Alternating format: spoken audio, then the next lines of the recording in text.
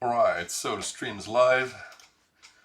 Let's post the link again to the various channels before kicking this stream off.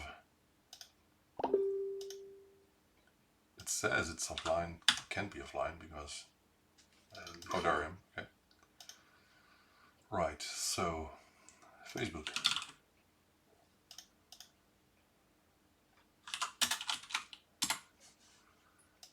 And Steve is the first who knows the existence of the stream. Anyway.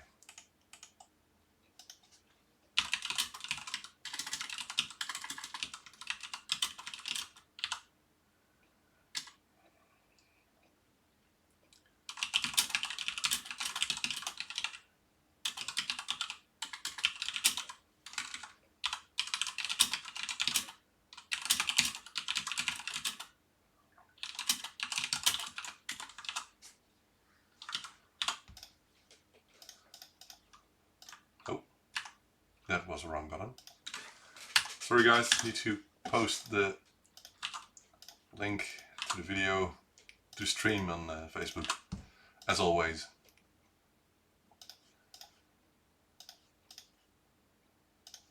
I think we're done. I hope everything is in place here and no strange stuff is laying around. I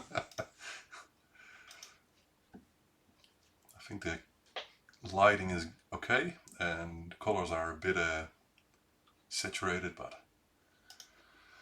I like it this way. Hey Steve. Someone in the chat. How can that be?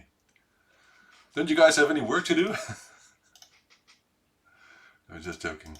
I'm working myself and need to process the stuff on this table here. So I want to get to that, and I'm still trying to respond to messages on Facebook and email because I did a lot of them this morning, and of course when you send an email or a Facebook message then people will reply if they have more questions, which is not a problem, but just costs a lot of time. But I needed to do that because I was again a bit behind with all the messages. But anyway, I'm there now. No. Someone's calling me by Facebook. I can't.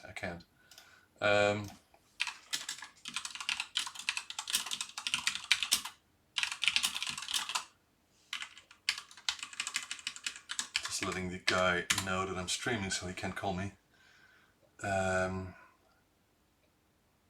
Alright. Let's not be...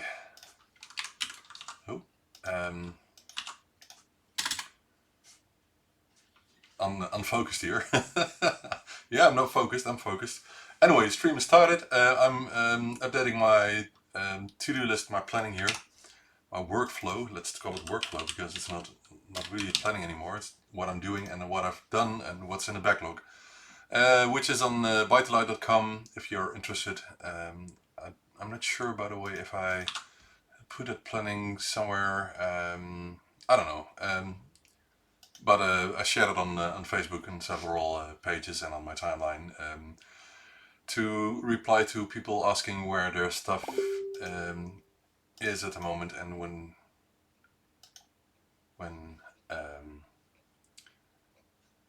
yes, more questions, and when I'm done with their repairs and more. So I think I'm catched up with that.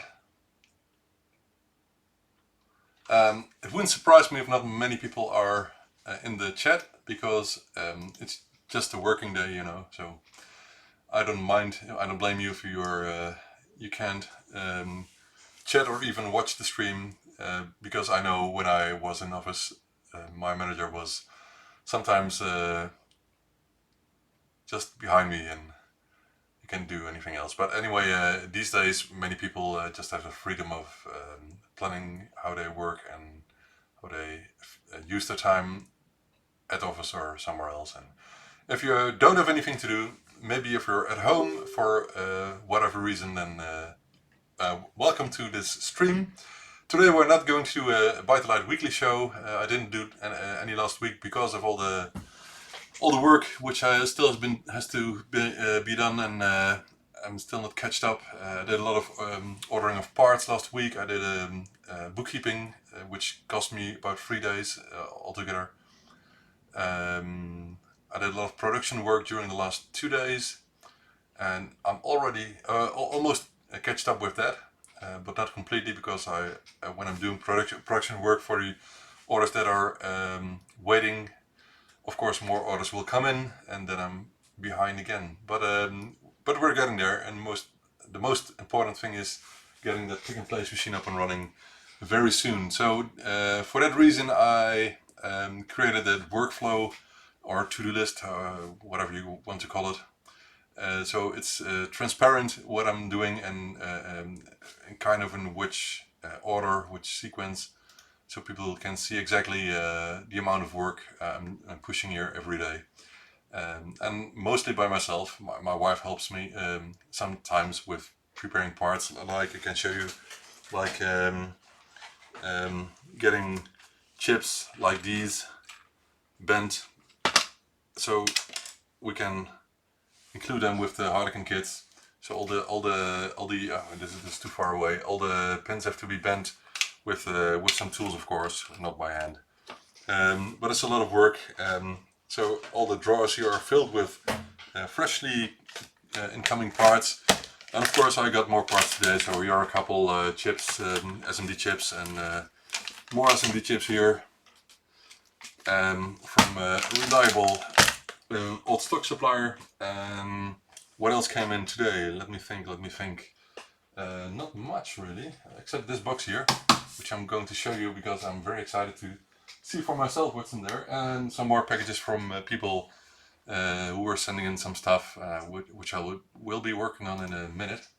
Let me check messages. I just use mainly I use this one. Just a simple one, which you may have seen, but I modeled it a bit so the sides are more easy to hold when you push it. And this works well for all the through hole chips, because if you're using SMD chips you don't need to bend them, of course. But mostly for the Harlequin kits, of course, we need the dual line chips, so people can assemble the boards themselves, which is lovely. And I sell a real lot of those Harlequin kits every week. So people are really like to assemble their own ZX Spectrum with off-the-shelf parts, except for, I think the Z80 CPU is not made anymore, I think, but they're available a lot. Oh, there goes my thermometer, which says it's going below 4 degrees at this moment outside, so that means that it will probably snow here again. Or for example the AY chips, you can see these ones are almost out of stock, my stock that is, and I ordered a lot of them. But unfortunately my previous order, the supplier told me that he couldn't supply them anymore for the same price, so I have to pay about 60% more. So I'm afraid that the Harlequin kits might be a couple of euros more expensive, and even the ZX-AY interfaces may become more expensive because of that, because it's still harder to get them. And I had one batch from China which none of the chips worked, so I had to return that batch, and fortunately got a refund from the seller. Anyway, there are more chips like the RAM chips for Harlequin kits, which are old stock and shut up. And fortunately these are easy to obtain. Some of the op-amps used for the tape input are still quite easy to get, but they're expensive, around €1 each, so that's not very cheap.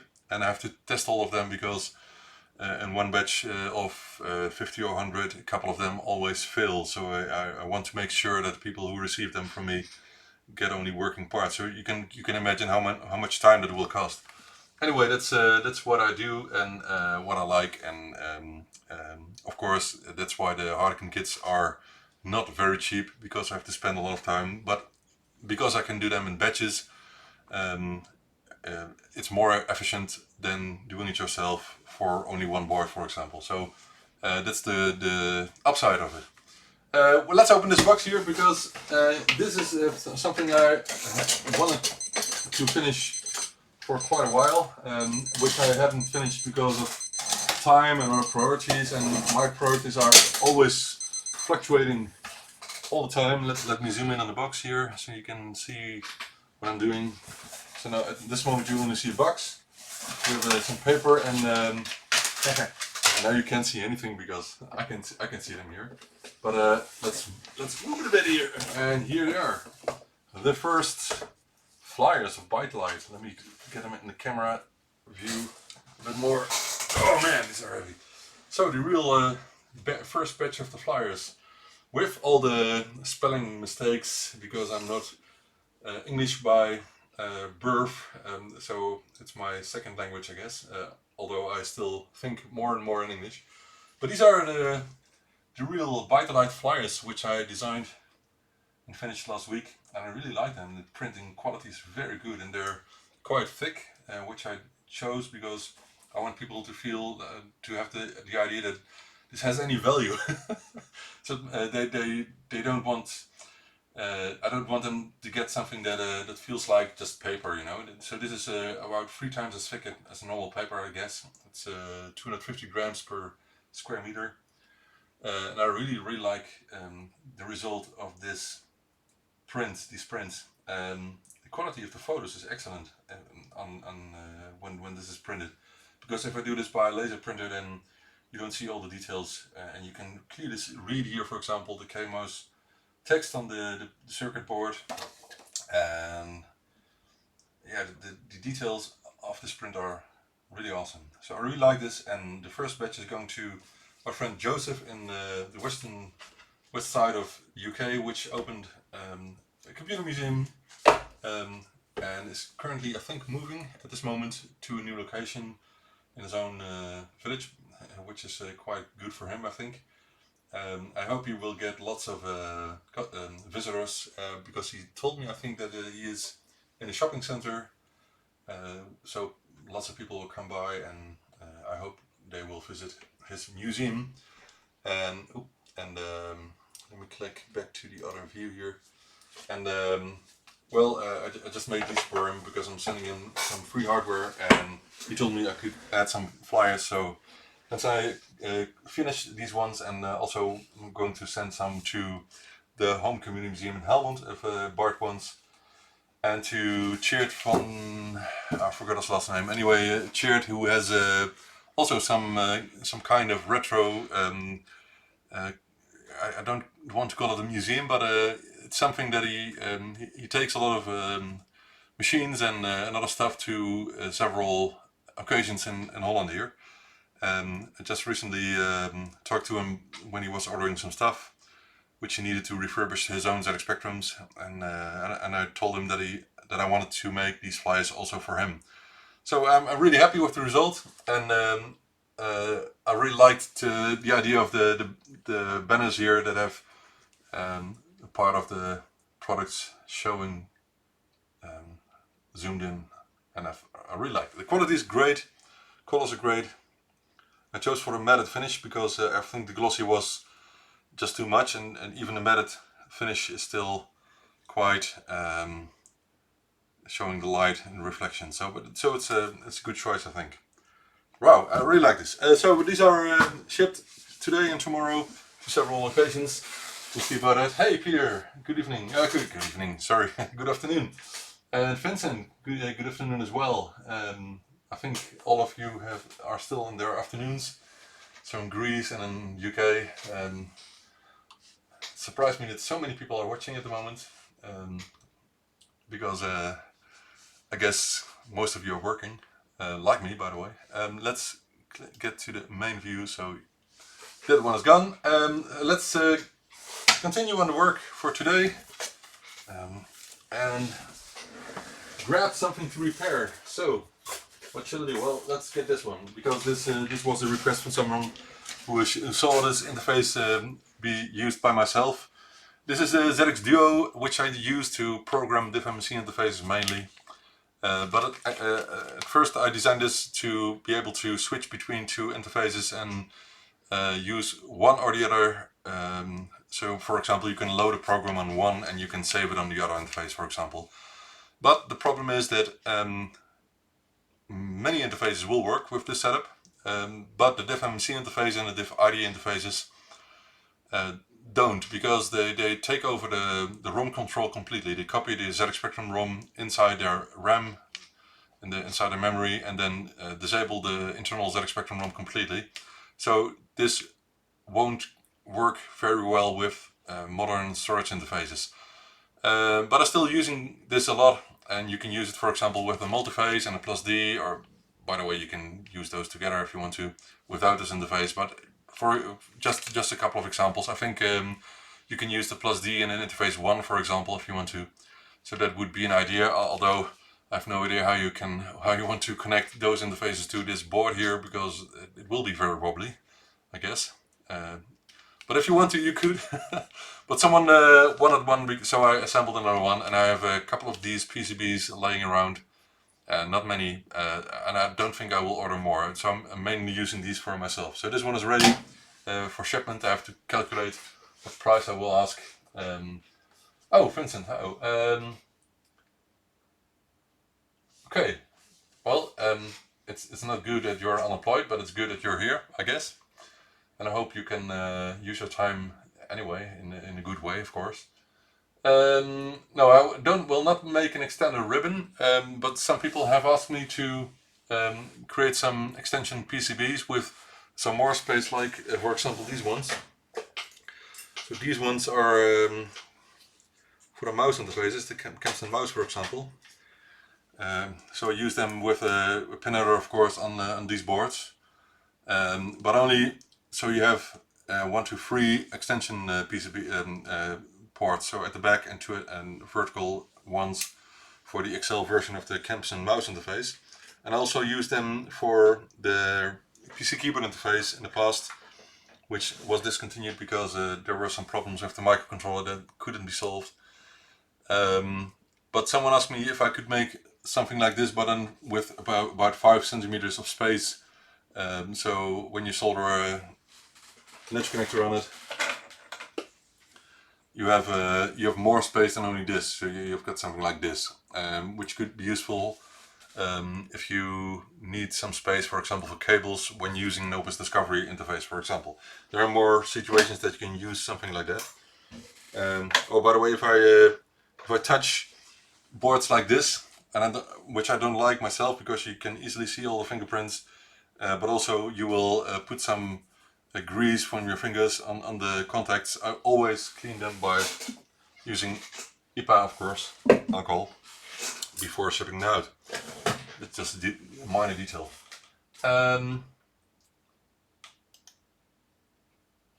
Yeah, for example, you can use your backplane, but you still have to be careful with signal degradation with a long board like your backplane. So I really wonder if that doesn't cause any signal issues. And I guess with some interfaces like diff-IDE or diff-MMC, you could encounter some strange issues when you use the furthest connector on your board. But I'm still curious if you find any of those problems. And specifically, I had problems with ROM chips, for example. So these simple 8 kilobyte ROM chips, some of them have very weak signals. So if you're using them directly connected to the ZX Spectrum, you don't have any issue at all. But if you're using them for about 10 centimeters behind it, maybe because you have a ZX AY interface or a joystick interface in between, then I sometimes encounter signal problems. Hence, I always test them with some interfaces in between to make sure that the ROM chips that I use are sufficient. And I had one batch of these ROM chips and SMD package, which about all of them had that issue. So I'm still clearing that batch out by just testing them thoroughly, and when I encounter any problem, I will swap them. So I have to get the chip off with my heat gun, and solder another good working one on it. Mark, good afternoon. Well, you can just continue working. I don't know if you have any earplugs or something.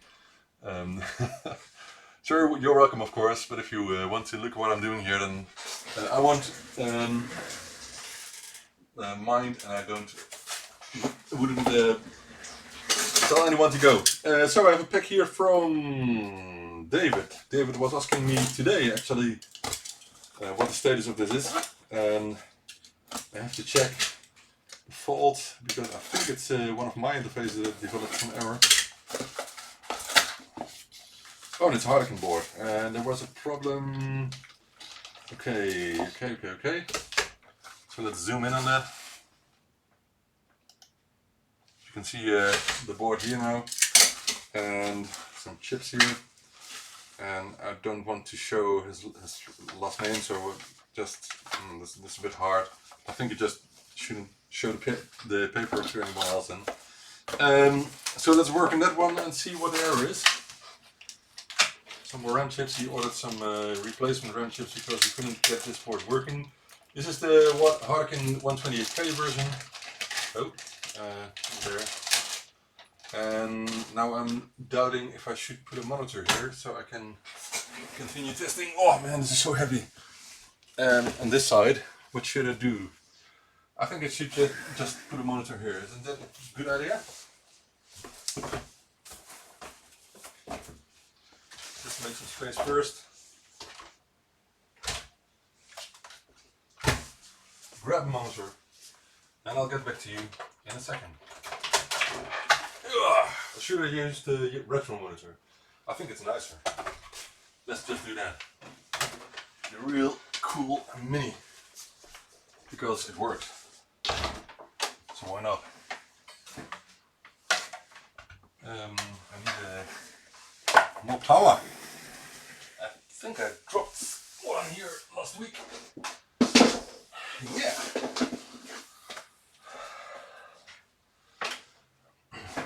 Oh, I don't need to because I have one here. My bad. Right. Power. Now some video cables. And I think we're done. Video and one audio channel, please.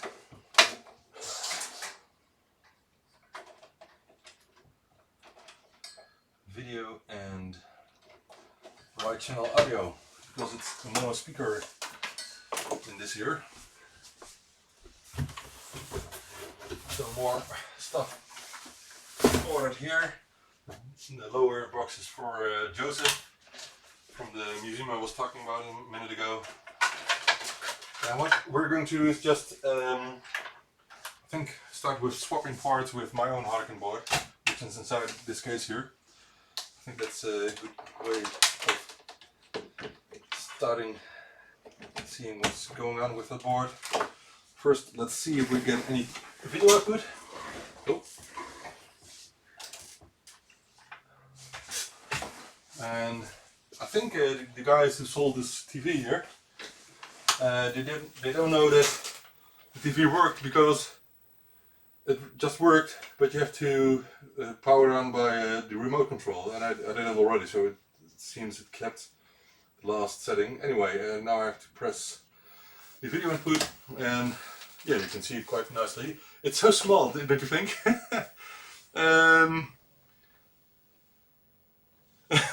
Really? Is your working room that small? Well, I still don't think I have enough room here, but anyway, that's what you get when you're stuffing all the gear in a space like this. I always am scared that I will drop a cable inside the mains socket. I have to be careful, of course. Well, let's see if this works, and it works quite nicely, and I think you can see, oh my, that looks great on camera, don't you think? All the flickering here. I like this. Okay. Also we have sound, but it's mono, so you will not hear everything, but it works. Alright, that's good, that's okay. Let's see. Oh, it's a lunchtime, of course, so people might watch this by lunch. Well, have a good sandwich. Okay, this works. We know that. So now we're going to connect the non-working board and see what happens.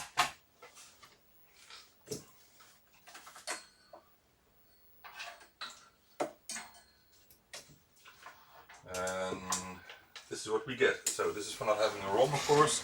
So let's grab a ROM chip, and I can smell the TV again, because it's always, it's just turn on. It will take a couple of minutes to heat up. You can smell the smell of 30-year-old CRTs. I don't mind, as long as it's not bursting into flames or something, which could happen, of course, because it's old and I didn't swap any capacitors in it. Okay, I just have to check what the manual says about the ROM settings, because I don't know, and I think we can switch to the complete view, which is a bit better, I think, when just testing the equipment.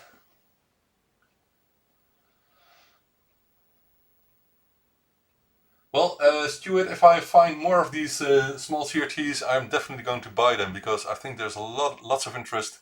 And I'm even in October last year, when Bart was moving to his, well, I think it was earlier in August or something, when he was moving to the museum inside the new location. Shut up! I was talking with him about small CRTs, and he wasn't interested in back then, but there were a couple available at thrifting shops, and I just left them there. But I think it's good to just buy them and offer them when they're tested and checked, and offer them on local websites or maybe eBay. But eBay is a bit hard, of course, because you have to ship the stuff worldwide, maybe, which could be unwise because of finding the box and all the filling material. But anyway, I think I will just buy them if I can find them again. But this one I definitely wanted to buy because of its price, only €5, and because it's so small it can even fit on the small desks here that are supposed to have LCDs on it. So that's the cool thing about that one. Anyway, I like it a lot. I was looking for my document Harlequin 128, and I have a separate document for the ROM settings, which I recently made, and I think I can share that. Why not? I can share it on screen, because that's not a secret. Although the document itself is you cannot see everything here, but that's not the biggest problem. The document itself is copyrighted, so I really don't want people to. Let's see if this works. Yeah, that's perfect. I really don't want people to copy the complete do-it-yourself assembly manual. Anyway, these are the settings for the ROMs, and I'm using a 727 256 at this moment, so I have to configure it to pins 1212 on jumper 17 and 18. Let's check. 18 is okay, 17 is okay. So we can switch it on and nothing happens. So that's a problem, and I have no idea what it is. Well, let's do a visual check of the board. We can do that here. So it does seem to do something with, I think I even can use the diagnostic cartridge before doing anything else. So maybe it's just a stuck data or address line, and I want to know that first. Let's connect it again. Let's see what it does. Okay, it started the detection, and the one was probably give some data line error in the upper memory. Okay, RAM fills 6. That's interesting. Because what he told me is that he ordered 2 other chips and filled again. So I wonder what it could be then. Let's plug out the upper RAM and see if it still gives the same error. Exactly the same error. As you can you see it? Yeah, you can see it. Let's get back to the main view then first, because this is more useful, I think. Hey, Wilfred, good afternoon. Yeah, I have a couple of those LCDs here as well. I think mine are smaller than 8-inch. I'm not sure exactly. No, they're definitely smaller. So that's another way of using a small display. But I think these CRTs like this one are just awesome. Okay, so we have a problem with data or RAM chips or data lines or something else. Let's swap the chips and see what happens. Because I know that David didn't have a diagnostic cartridge like this, and this seems to work, so I think it's just a chip. That would be my best guess first.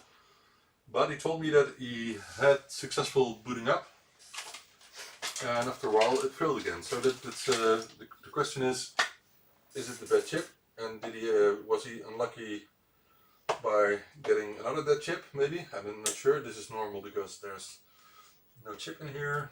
So let's test it again and let's see if that chip works. This one seems to have a problem. Oh, that's odd. Now it says it fills. That's odd. So it just plugged in something in the upper. Oh, so maybe I would say then. Well, I'm confused now. I'm confused. Let's test the first chip first and see what happens. And maybe I should test it in the other socket here. So I want to know if the chips work as lower RAM, which I always test them with before I sell them to people with Harlequin kits myself. Let's see what it does. RAM fill doesn't even boot up. Whoa, that's odd.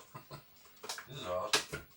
This one seems to fill quite hard. So we'll put a cross on it. Could it be that he just has a couple of bad chips? Or is it something else? I don't know. I'm really curious. Is it a voltage problem maybe? I could measure the voltage, of course. This one also doesn't seem to work. Let's test the third one. It's only saying RAM fill now. So what's going on here? This is odd. And the fourth one then. Oh, this one was working. I'm bending a pin here and I don't like it.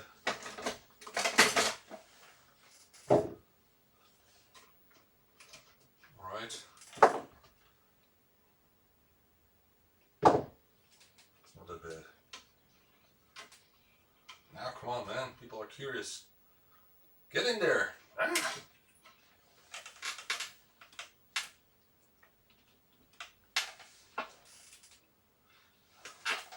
I think we need a tool.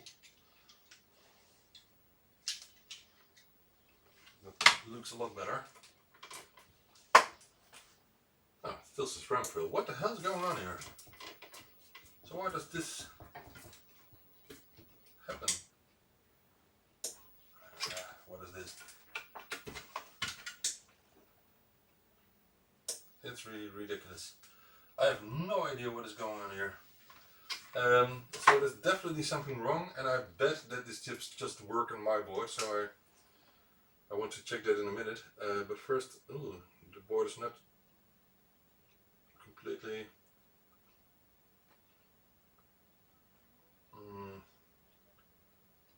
I don't think it's the best soldering job. I think his soldering iron doesn't get hot enough, because I can see some places that he had to do a lot of work on. So I think one of the things we have to do is reflow the pins. A lot of them I see, because I can even see some holes where there should be solder wire, so just solder of course. So that's one thing we have to do. But first let me check the RAM chips in one of my boards. And I need to open this one because it's screwed. But it's not screwed, it's just screwed. Yeah, you get it.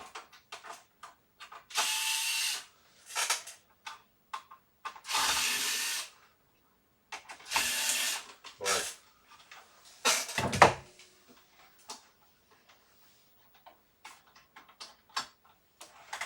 So, what do you want to know? Can I screw here? Yes, there's not. Why did they put in 5 screws here? That's ridiculous, man. Don't do that. Right. Oh man, this is hard because this has the tactile keyboard, which is quite hard to get out. That's the downside of using the tactile keyboard, but I love it a lot because times better than anything I have used before. So what I wanted to do is just get out this chip here.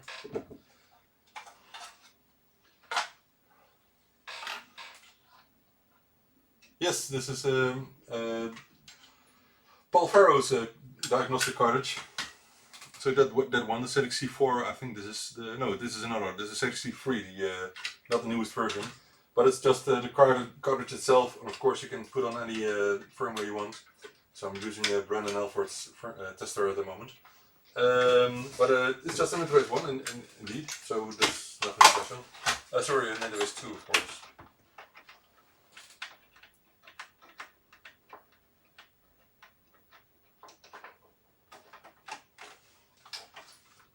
Yeah, if you guys could leave a like, I would love that. Oh, we don't have any picture. Now we do. Okay, this is the first chip which had a cross in the other board, and it seems to work just fine here, you know. That's what I expected. So there's something else going on with the other board. And I think I just have to reflow the joints first, because I guess the chips are just okay. There's nothing wrong with the chips. Okay, that's what I wanted to know. Alright. So we know that. Let's put this one back. And of course there could still be another chip that is causing the problems, but I'm getting the dual line chips, full chips, only from suppliers like Farnell, and they are a bit more expensive than on eBay, for example, the chips, but you get what you pay for, and getting them from Farnell means that you almost never have any problem with any part. That's my experience so far compared to the sellers on eBay. Right, let's do some reflowing then. Let's zoom in. And this is boring work, I know, but we have to do it, you know.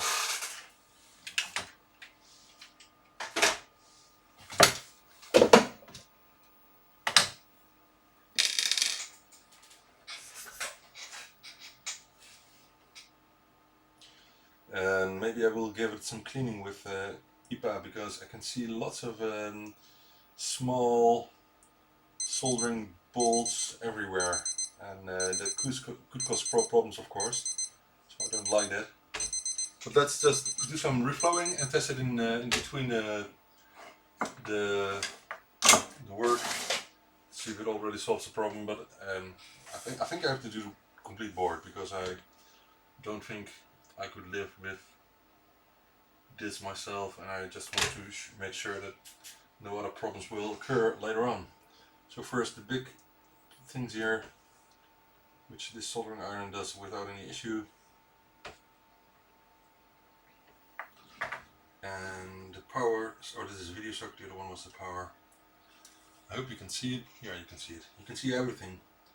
But I know it's just an HD camera, this one. The other one is 4K. The other one is lots sharper than this one. I really want to buy more 4K cameras, because I think it's worth watching in that quality compared to HD. So let's do this, and I hope we can do it a bit quickly so you guys are not bored too much. On the other hand, people may just find this relaxing, I don't know. Tell me, do you think I find this relaxing, watching me soldering or reflowing all these joints, or do you think it's boring? I'm curious. I should just ask, you know. Not boring at all. Okay, that's the first. What do the other people think?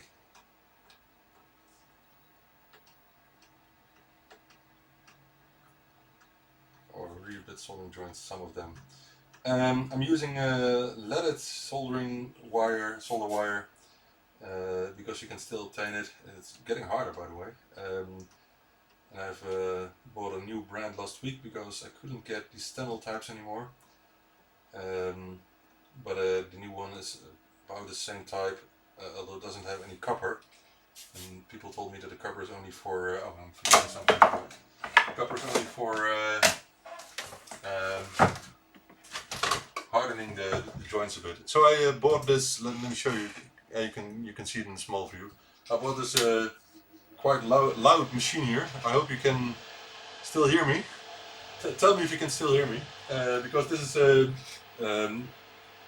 this has a carbon filter which takes away most of the harmful stuff in the air of the fume of the solder wire. If you cannot hear me enough, then let me know. Camera is picking it up a bit, but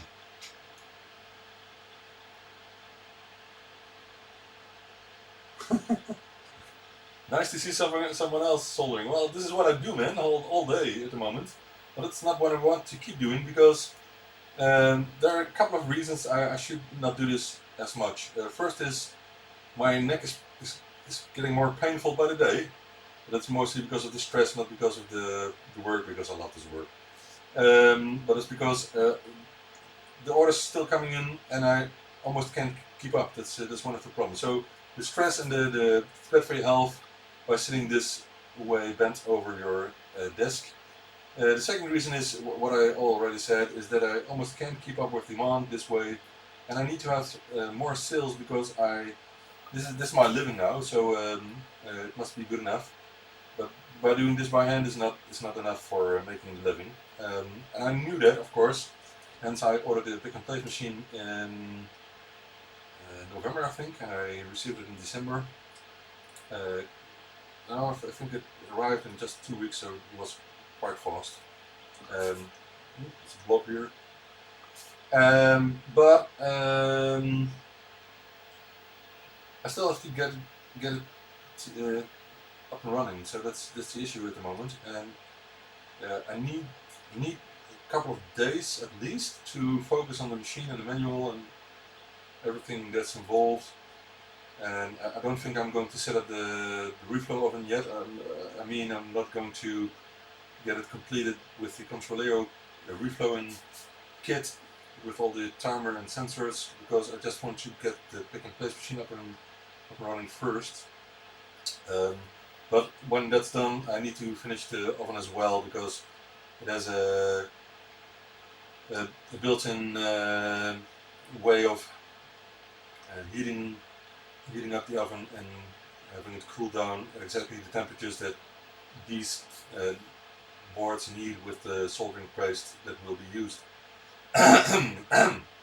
Sorry about that.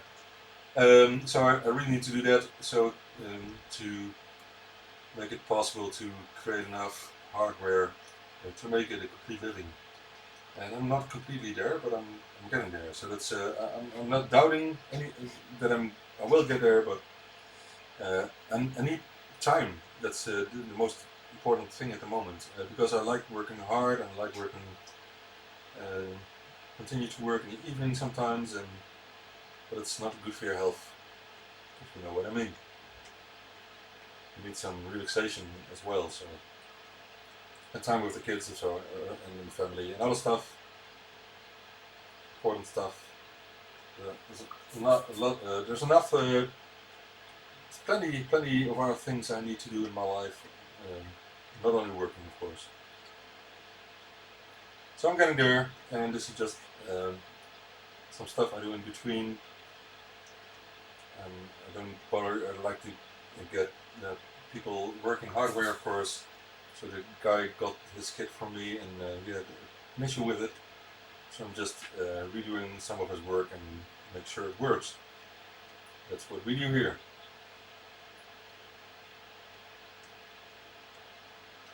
So I'm halfway. It's not the most time-consuming thing to do.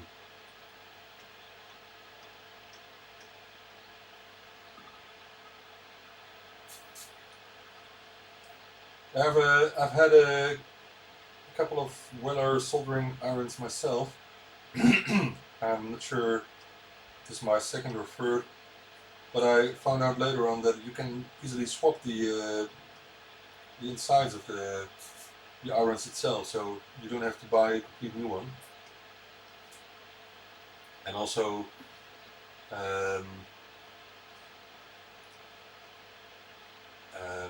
I started to use this iron, or another one, with a 24 volts bed warming transformer, which some people use, it seems. I never did myself. But the power of the transformer was good enough for soldering iron like this one. Ooh, this is not soldered at all, this pin. Wow. Alright. I guess it will work after this. So I used it for a couple of years on the transformer, because it's actually almost the same as the weather station itself. So I now have the weather station with this iron, and I picked it up second hand for I don't know, 70 euro or something.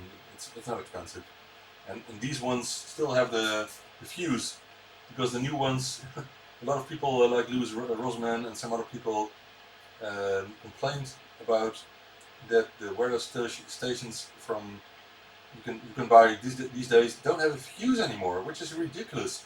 So I think the what was he called, the guy with the channel with the, oh man, it was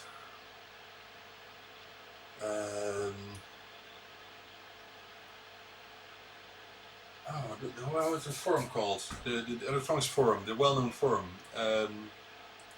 EV. Oh man, I forgot. EV Block, of course. EV Block.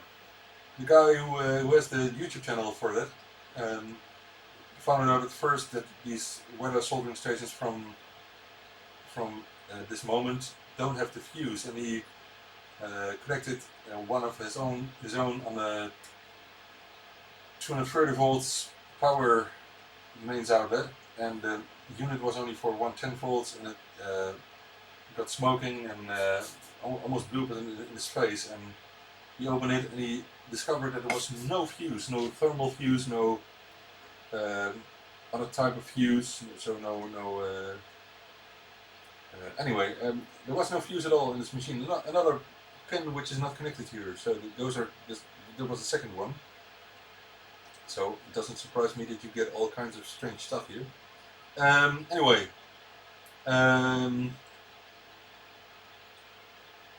so a couple of those guys tested it themselves. They opened their own weather soldering stations, and none of the current ones have a fuse, which is ridiculous for something like that, of course. But anyway, this old one still has one, so I'm not really scared of using it. But it makes you think, although it has a fuse, is that good enough? Because maybe transformers also should need a thermal fuse or something like that. But well, we did it with Sinclair transformers for many years, and I don't think they have a fuse. No, they don't have a fuse, I think. Although in the UK, of course, you have a fuse in the plug, the mains plug, but we don't have that in Holland here.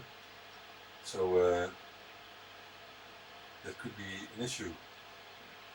So maybe people instead try to get a switching power supply, and if you get one from China, then you can have all other kinds of problems with those. And I'm switching over to only A brand power supplies at this moment. So I already have them for the new +3 power supplies. I found them from a reliable brand with good quality switching power supplies, and those also have swappable mains plugs. So I actually ship them with a power supply for, I think, every place on this planet. So there are 4 switchable plugs, mains plugs included. So I don't have to source power supplies for each region or something. And I'm also doing that with the 9 volt supplies very shortly, because I found a new supplier for those and just have to test them. Those also have the swappable mains plugs, which is great, I think. So once I got them, I will put them in a web shop and finally again only get the good quality ones to people, customers. And last power supply I still need to find, I searched for it a couple of times already, is the 5-volt one for the, for example, the dual floppy drive sets. I still haven't found those with swappable plugs, but I really would like finding those as well. But that's what I do with about monthly ordering parts. I spend some time on finding better suitable parts, power supplies and other things. Alright, almost done here. Then I'm going to do some cleaning. Maybe I shouldn't have put on a good shirt here. What's all the noise there? Alright. And again, the throwater is going mad here. It's not snowing. Stop it! It's cold, but it's not snowing.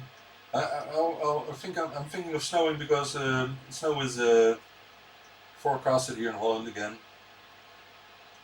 And if something like snow is forecasted here in Holland, then with the same message on the news websites, they also announced that there will be less trains, and KLM is, Schiphol is even cancelling flights yesterday already, before the first snowflake has fallen. So I always find it ridiculous. Guys, just get good tires in your car and get to your work. You know, it's not that big of a problem. But many people, maybe especially in Holland, I'm not sure, get really scared when a couple of snowflakes are falling. You know, it's really dumb. Talking about snow, I like snow a lot. I think it's one of the best nature things in nature. I love snow, I love the view. I like skiing. I even did some snowboarding, but I think skiing is more easy and relaxed, especially with kids. So I love skiing, but I haven't done it for 3 years, but we're going to do it this year again. I won't tell you when, because that is, how do you call it these days? It could be information that could be harmful when I spread it. But I'm going for skiing at a cool location in a while. I'm really looking forward to that. My kids are going and my wife of course are coming along, and already rented some place there. So can't wait. Really looking forward to that. There are other things I would really like doing as well, like having pets, but I'm a bit allergic for pets and other stuff. So although my daughter is still bugging me a lot about it, she really wants a rabbit, and she wants some chickens, so we can have how do you call them? Small chickens. Oh man, English is not my my best thing. Are the small chickens called chicks? Am I right? Help me out, guys. So when they're baby chickens. EV block, yes, EV block. I was talking about the EV block. And I forgot his name. I'm watching so many channels these days that I'm sometimes forgetting names. But I liked the stream of Steve last week from Gamers Nexus. He was having a guest over at the show. He was doing some live overclocking with Joe with liquid nitrogen.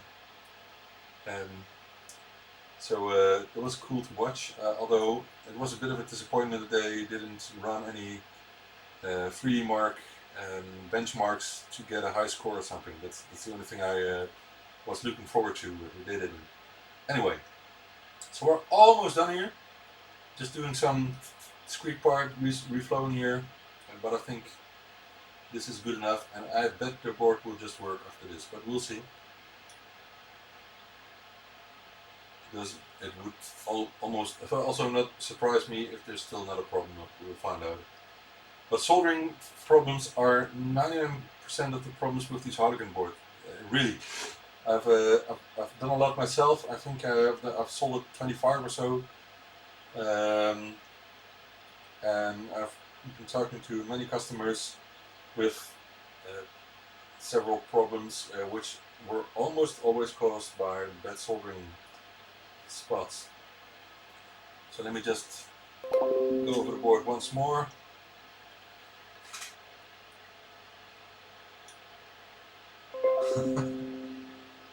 Small chickens are eggs. No. Well, that's one reason that I would like chickens. They're not really pets, I know. They're just they're animals, but I would like to have one. Not a cock, but only chickens, because I don't like the sound of the cock here in this neighborhood. I think my neighbors especially would not like that, so I won't do that. And of course, if you have a cock, then you also have the problem that you can't eat the eggs because there are chicks in it, chickens.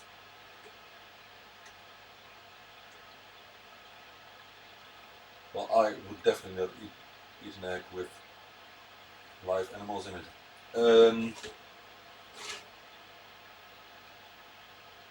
Let's see, I think we're there. Yeah. So the next thing is give it a clean, a good clean. We'll do it in this box here with some IPA and a lot of alcohol. Whoa, that's a bit too much. Over the edge. I will do it standing because otherwise it will get very hard.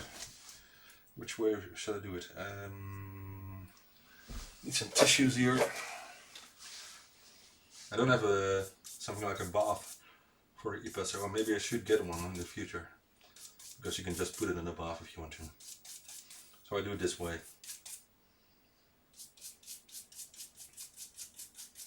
Hope you can see it, or you can't. Maybe I can do it this way then. Yeah, that's better. So I'm just cleaning it up.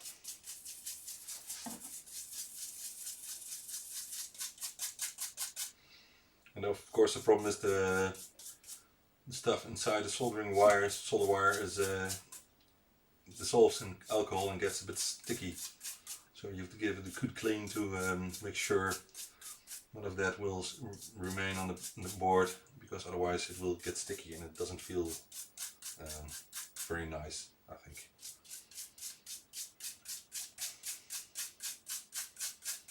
This is the way I do it. I can use a toothbrush or something, but this is almost the same, you know.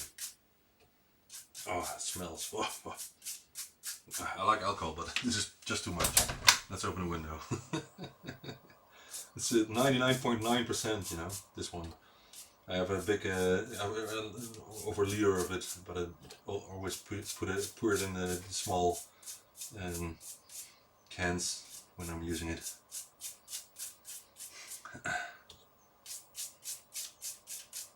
Alright, I think we're getting there. All our emails here, I'm getting a lot of emails. I'm working, guys, I can't read emails.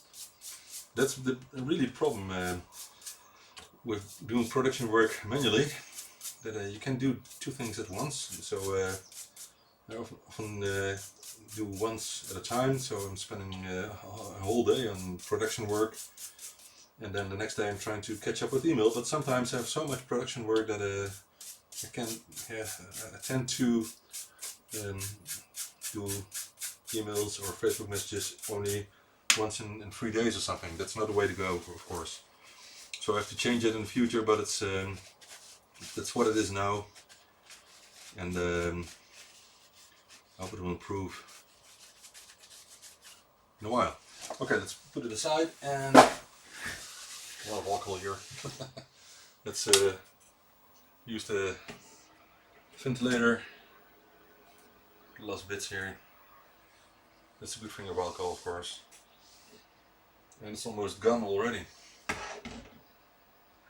And it's quite clean. Yeah, it feels good. Nice.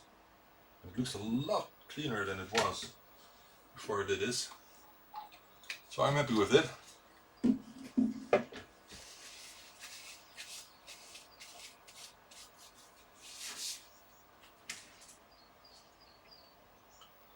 Yeah, that looks a lot better.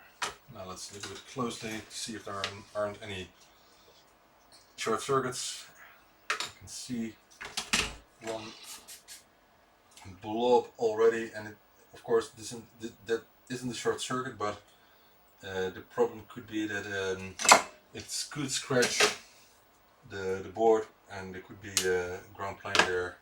You don't want something on the ground plane that shouldn't be on the ground plane. And then you have a short. There's still some minor blobs here in between, and that's what you get if you don't use the right type of solder or soldering iron. So I really recommend getting the proper stuff before doing a hardening kit. But of course, I like it more that people can just do it themselves, and if you have issues like this, you can just look over the board again and see if you can find any blobs like I'm doing now, remove them and test it again, you know. The only issue is that you can, what's the thermometer doing, man? It's crazy. So it's around 4 degrees and then it's doing this the whole day. Thing's crazy. Alright.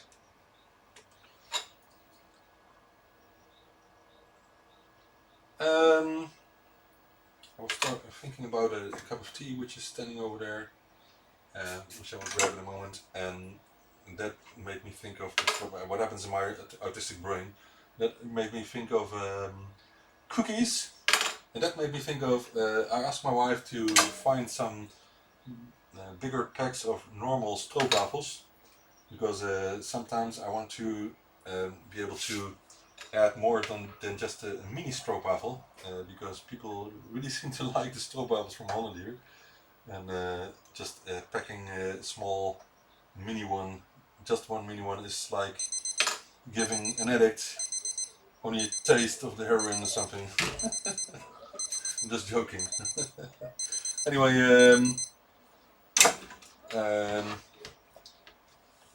sometimes I want to pack bigger packs of stroopwafels with orders, and you can imagine I will mostly do that with bigger orders, for once that it will not be more expensive to ship the pack of cookies, and a pack of cookies also, of course, costs something, and I don't want to be gierig, as we Dutch people call it, but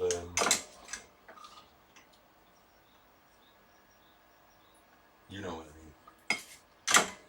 I like to share our good Dutch food, which is made of 100% sugar, and you need to have that, you know, once in your life. Okay, I think we're good to go. Let's switch back to the main view here. Well, we have one RAM chip in here. Let's grab the diag.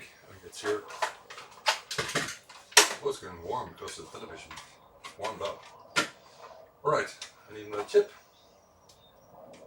Let's see what it does. Oh, we only have black white, that's not good. How is that caused? I don't know. This is odd. What did I do? Oh, there's one jumper missing maybe? Jumper 15. What's that for? Let me check the manual. As I've seen. Yes.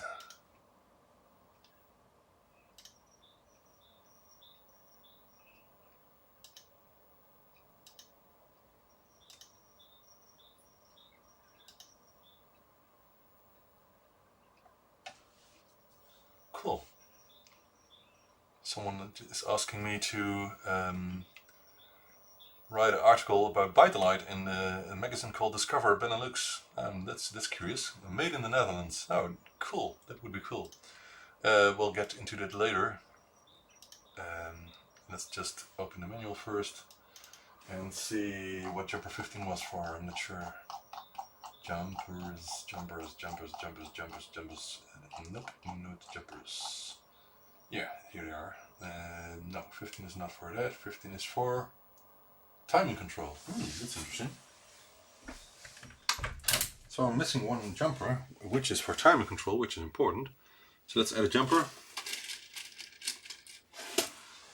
It needs to be Paul. Oh, it's 128K timings. Okay. It could be an issue. Let's set it to 2-3, so it's upper position, and maybe the default, by the way. I think it's the default, yeah. So you don't really need it, but... And Paul set by default as well. Okay, so that shouldn't be a problem. Then we have the other timing jumper, which is jumper 14. Where's jumper 14 then? 14.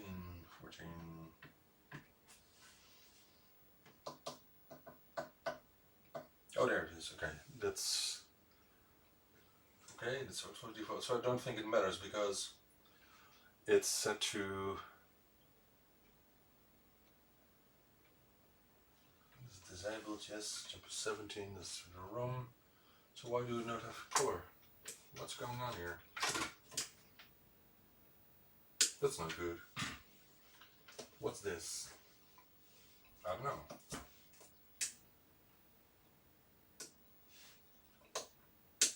I don't know. What just happened? Must be something with the soldering, I guess.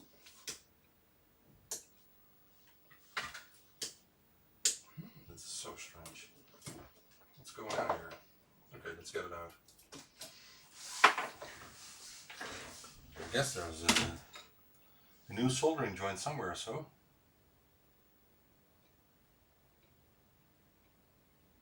I don't know. I don't know.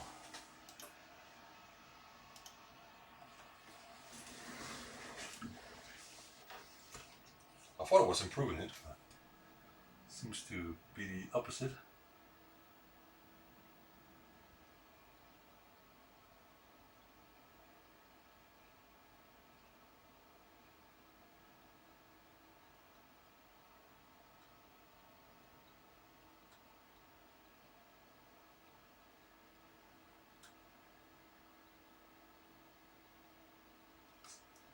I don't know.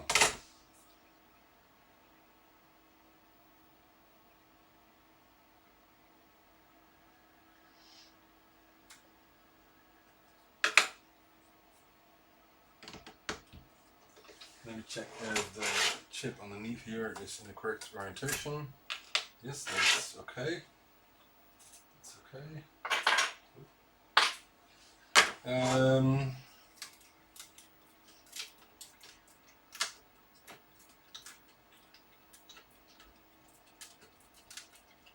I'm always starting with swapping parts. Might be a good idea, you know.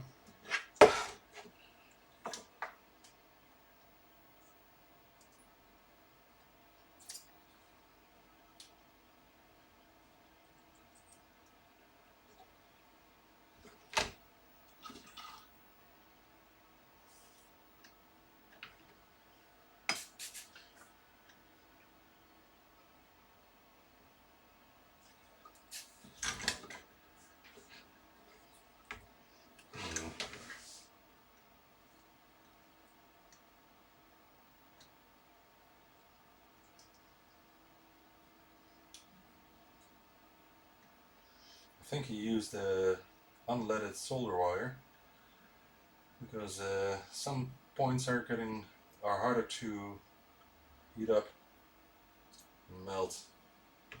That's what I'm guessing. Because of unleaded solder wire needs a higher temperature.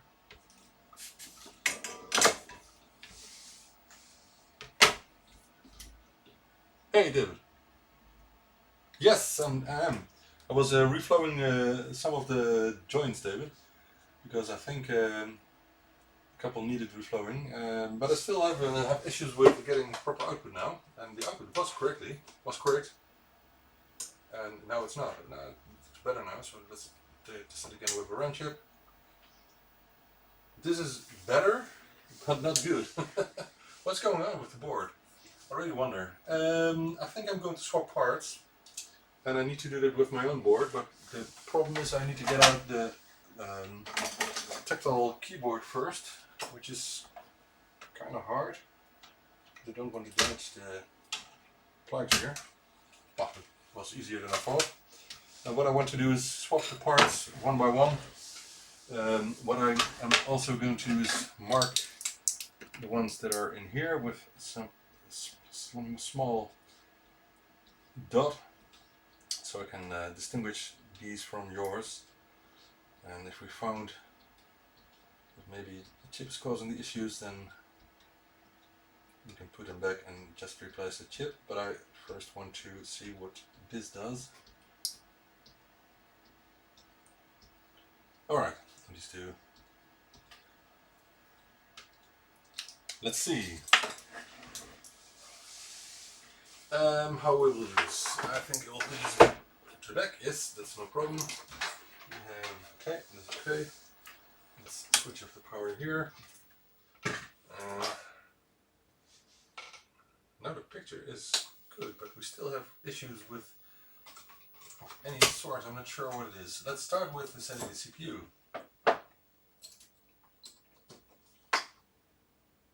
Alright, let's put on the more space here, so I have to do it this way. Let's see what this does. Alright. This is strange. It's not detecting errors this way, so why didn't it boot up? It says corrupt ROM. Why does it say corrupt ROM? I just put in this ROM.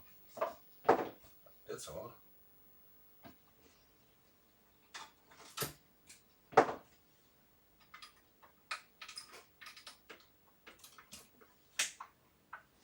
Let's measure the voltages first before continuing.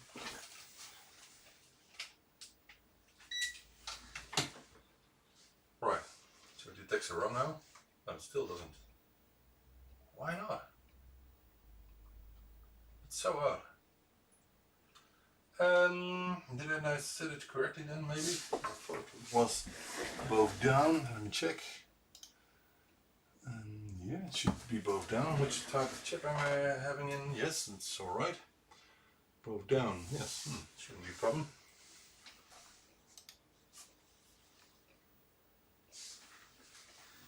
Strange. Let's see, what can I do about this?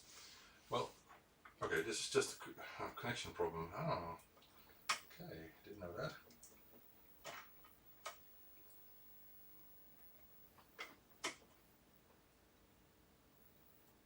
I think it's a plug on my cable, so I think I need to swap the plug anytime.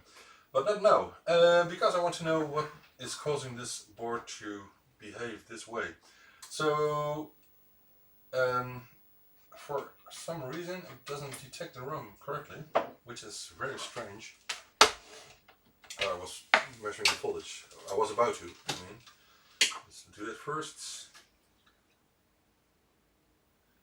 It's 4.959, 4.96, so that's good enough. And I guess it's a bit lower when I measure it here. 4.9, no, it's even more. So that's okay. So what could cause this board not to detect the ROM correctly? Because it's the correct type of ROM, it's correctly inserted, it should work. Isn't the socket, is the socket maybe still causing issues? I don't know.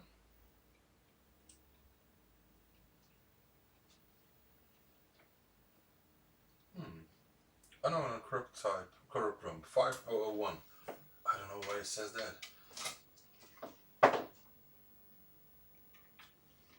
This one says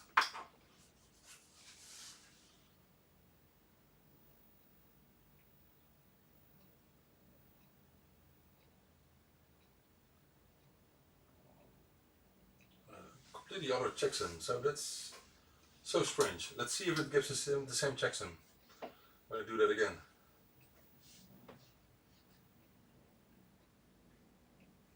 Checksum.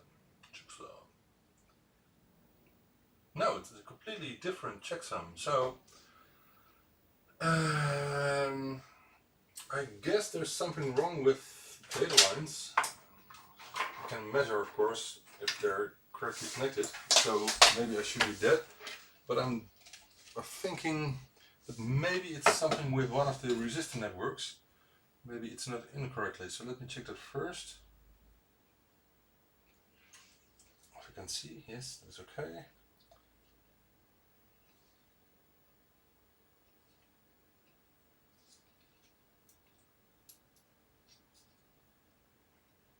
It's almost unreadable this way. I cannot see it.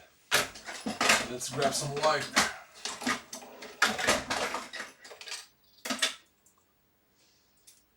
Let's see.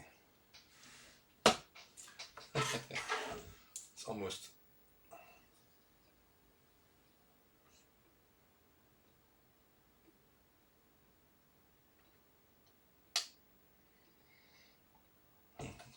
I don't know. Is this one wrong? I cannot see it. I don't know. How can I find out? Because it's in between the two IC sockets, and I want to make sure that it's correctly inserted.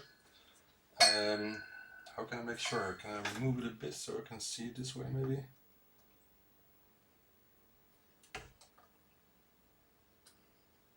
I think the best way then is to measure, because it's a 10K network.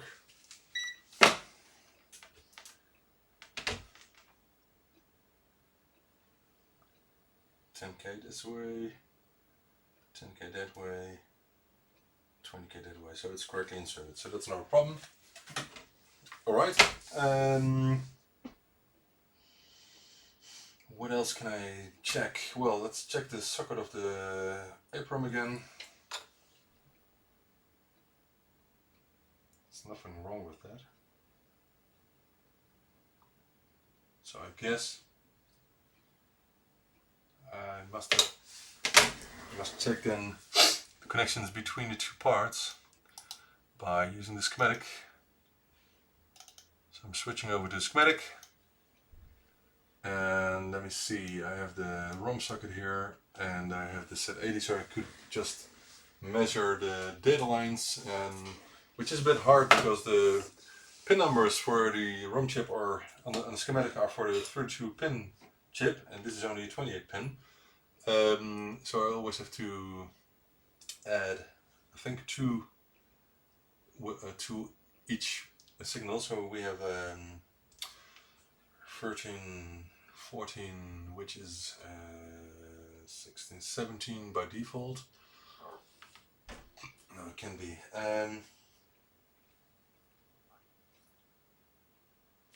I think in the other document I made it more clear, so that could be a good way of checking. Yeah, that's good. Okay, we have here the pin out. Oh, I didn't want that to happen. Where is it? Yes, there it is. Okay, let's put it side to side. Thank you, Windows. So I have the CPU here, and I have the pin out of the ROM chip here, and I can now clearly see that pin, of course, pin 13. That's strange. Oh no, that's okay. That's okay. It's pin 11 here. It's this pin, and this pin should go to D0 to pin 14 of the Z80. So we have. Let's put it on beeping. Is that the correct pin? Let me check. So we have 1, 2, maybe 20, 19, 18, 17, 16, 15, 14 is correct. So that's okay. Next one is the D1, and it's just going up, I guess. No, it's not. It's hard. 14 here. That's okay. Then we go to 15 there. So here we have QD2, and that's pin 15 as well on this chip. Oh, it's going backwards, isn't it? Let me check. It's pin 9. Why did you do that? I guess this one then. That's not good. Okay, I think we have a missing data line here. Let me check again. D2 on pin 13. Pin 15 of the socket, pin 13 on the chip. And then we have D2 on pin 12. Or it wasn't looking correctly. So it's here. Okay, that's okay. Then we have Q3, D3, and pin 15. D3 is pin 8. Yes. Then we have D4, which is on pin 7. With D5, which is on pin 9. With D6, which is on pin 10, and that was it. That was that. So what's going on here? We just check for shorts. No problem at all. Goes ground, of course. That's stupid. No, I don't know yet. Address lines then, maybe? Well, if it would be an address line, I would expect more, a lot more problems here. So I don't think that that is it. What could be it? Could be an enable line, maybe? Because there's lots of more parts here. Well, if it were an enable line, then I would expect a lot of more problems.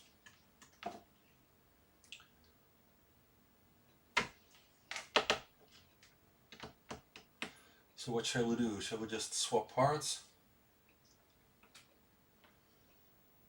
There are no bent pins here, so that's not an issue. So for some reason it's now not detecting the APROM chip anymore correctly. It's not connected correctly, so it really surprised me why that happened. I don't know.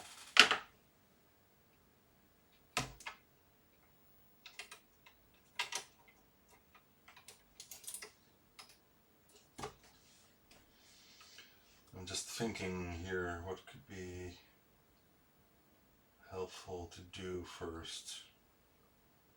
I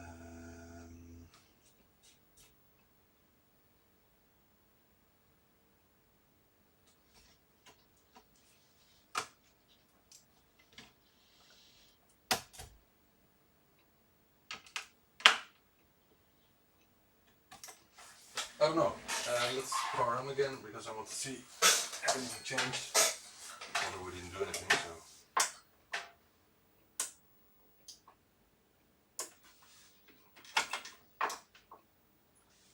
So it's not picking up the ROM at this moment.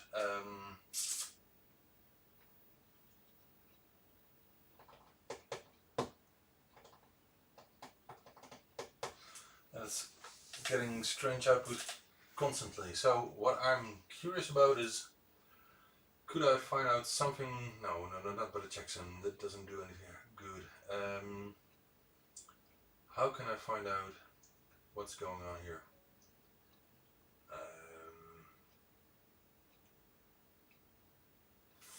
I don't know.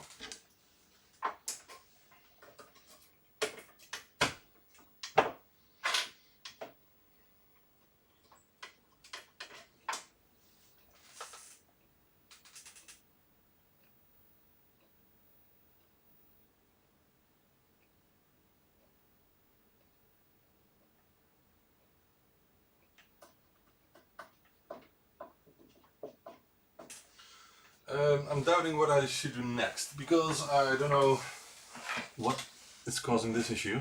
I'm thinking of measuring the address and data lines of the APROM chip here to find out if I can see any bad behavior on that.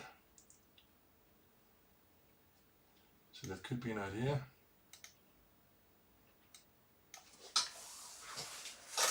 So let's check the signals, and first we have to find a good grounding point. What is the best one here? I'm not sure if the RAM chips are the best way of... Let me check the schematic. Ground, I don't know, where's ground in the RAM chips?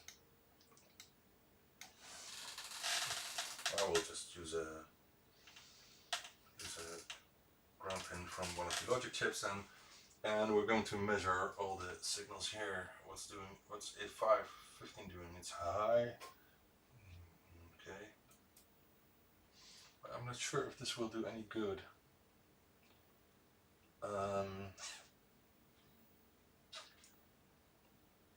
Yeah, that's correct. Okay, let's just continue.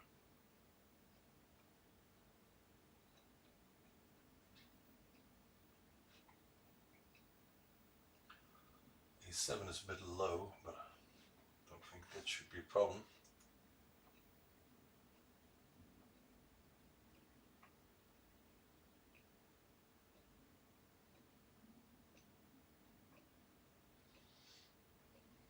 So the question is, will measuring these points tell me anything?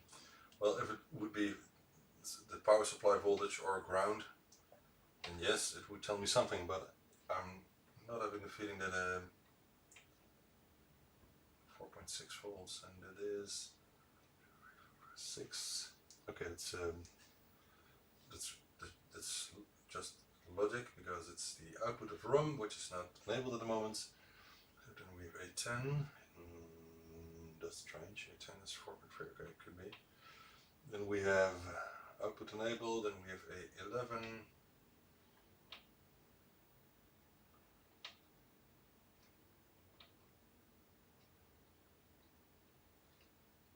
A14 is grounded.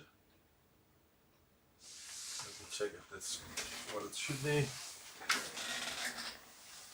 A14, and A14 is connected to pin 27 in the socket, and it is connected to A14. It says A7. Why is that?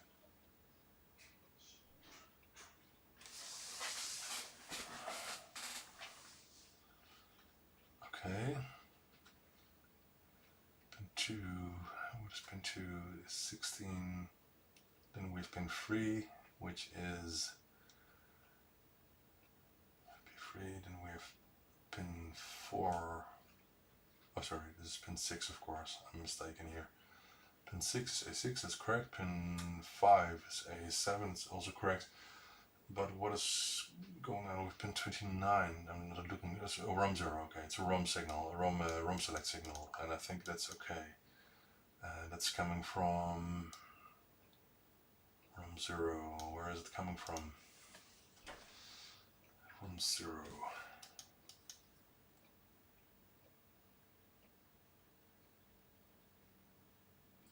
Okay, it's coming from chip U50, and I think that's just okay, ROM 0. Okay, I not yet found a clue what's going on with this board. I want to find out what happens.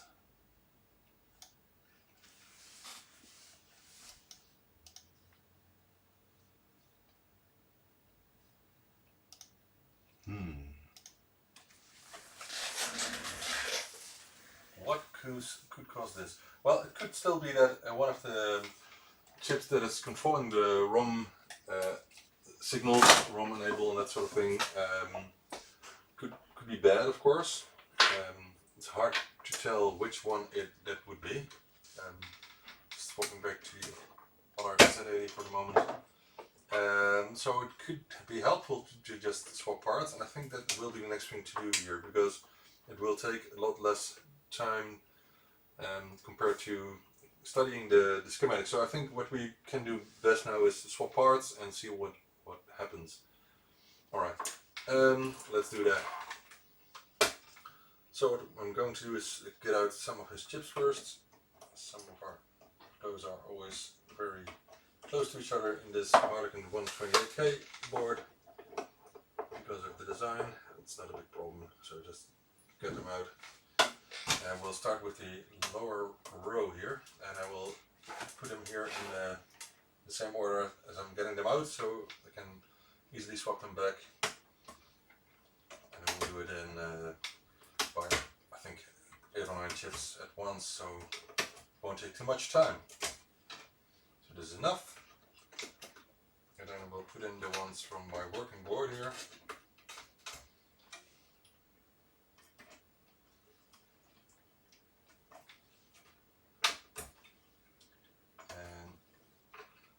The first set of 9 chips, we will power it on again and see what happens.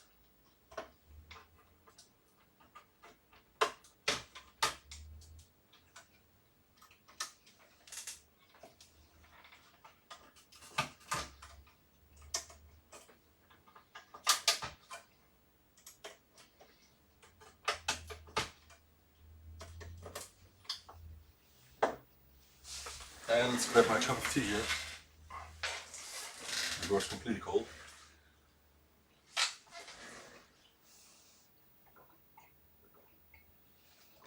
Okay, still the same. Let's continue then.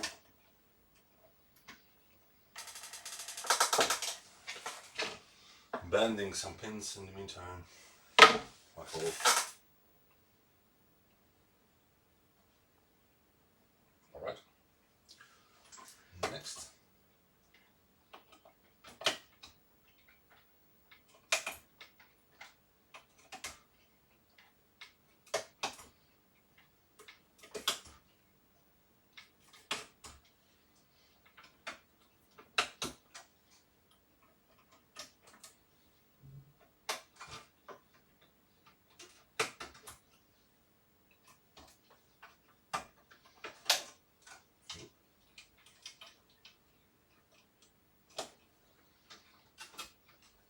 I really hope I'm finding a defective chip, but if I would question myself about how I could get those defective chips. Well, there is one potential reason, and that is that when this board from this customer was ordered, I think it was in November last year, and I think it's one of the first ones with the 128K version. And I may still have gotten some chips from China back then, so could be a reason. Okay, still the same issue. Because if some of those chips were from China, then maybe there's a defective one in between. Because I have had a couple of customers that found out there was a defective chip, hence I swapped over completely to vinyl for all these chips, except for the ones that are not being available from vinyl, like the Z80 and the RAM chips and that sort of thing. Although maybe the RAM chips are available from vinyl, but are a lot more expensive than because they're maybe new, I don't know. So I kind of try to obtain all stocks from reliable suppliers only. I found a couple, so that's not a big issue anymore. That's what you do when you're learning. And the RAM chips and the Z80s and the AY chips, and I test all of them, so completely. Alright, we've done more than half of the board right now, so I'm curious if we can find the cause of the issue. Still the same. Let's get out the joystick controller. Let's finish the lower row here.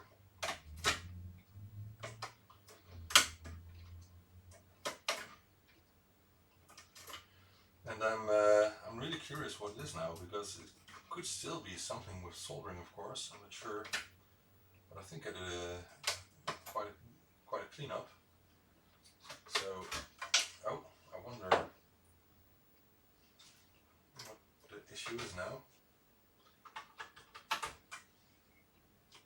Hard to tell, but this board will work again.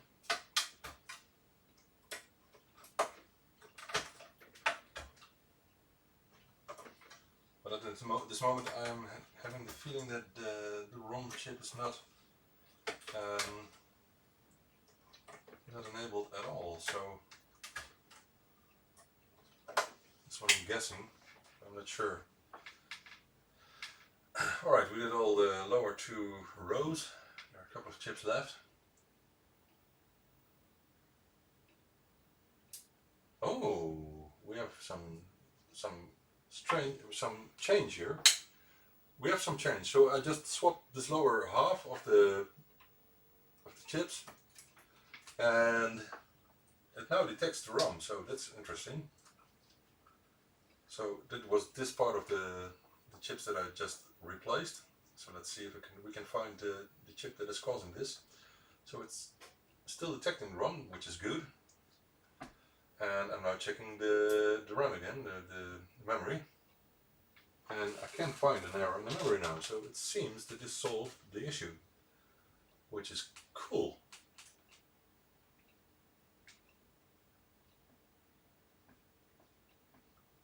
I think David is very happy with that so far. So we found some cause here. David, are you still there? Let me see. think he's listening, but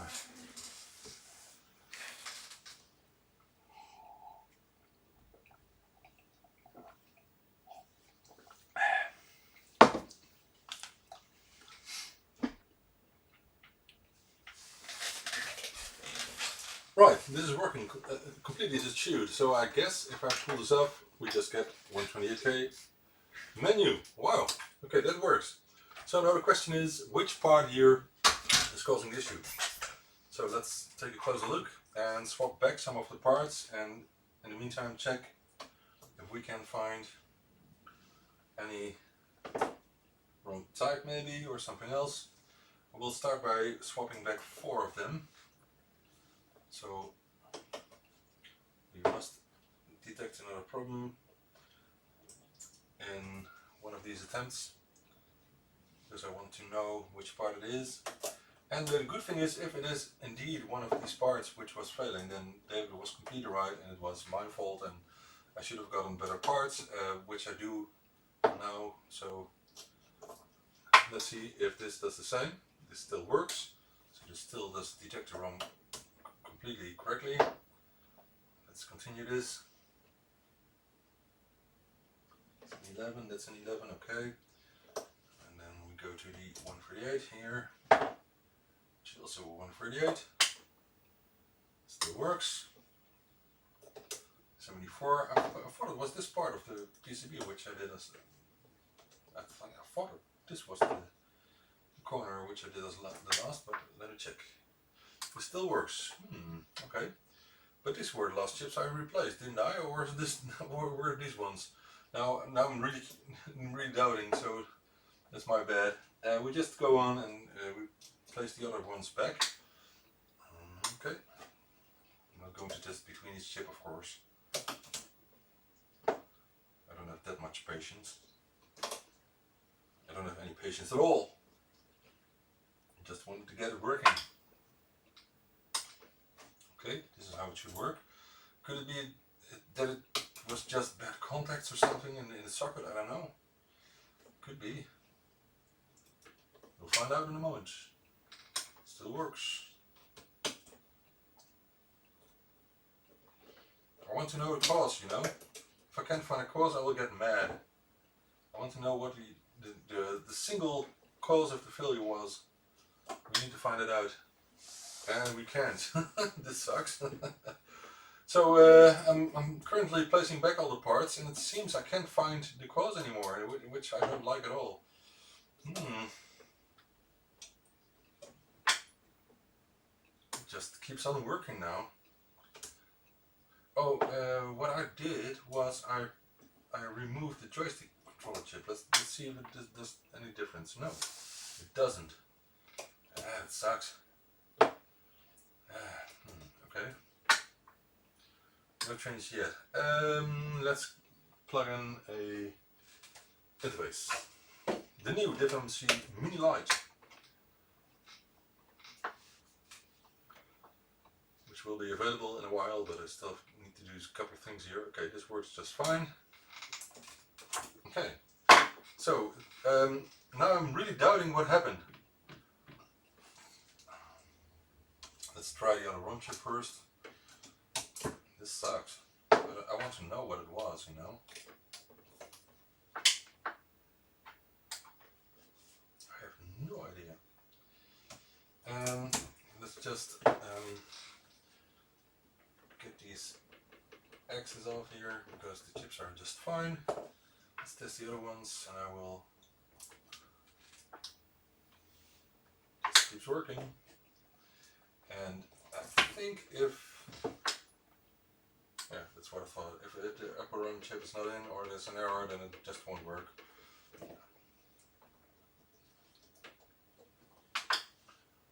Okay, this is all just okay. I think what I will do also is help David out with these chips he ordered and give him some refund for that as well. So we'll keep them just here because he ordered these ones himself, if he wants to, of course. Okay, this is the AY chip. So I still want to plug back in the other chips that I swapped because I want to find out if one of these chips was the cause of the problems, and I still don't know. And it's really frustrating when you don't know what was the cause. So I think maybe it could have been just the chip plugged in a bit oddly, so it didn't make good enough contact or something. But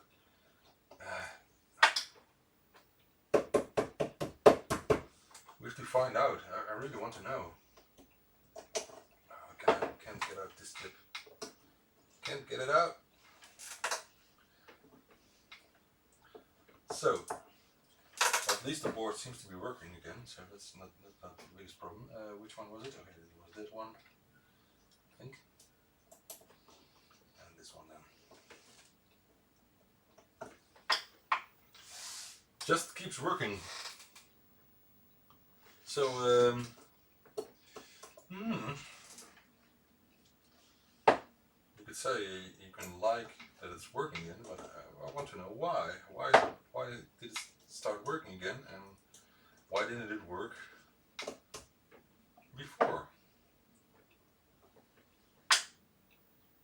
No, still no problem at all.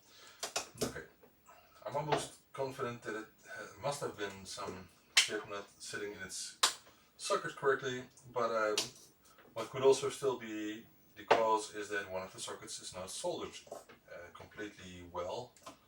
So I don't know. It still works, and I'm pulling out the last chip now. So now the board has its original chips, and it's still working. Okay, let me do a quick check again on the sockets, if I can see something on the sockets that I just replaced the chips in, if there is something noticeable, because I saw a couple of pins that were not completely soldered.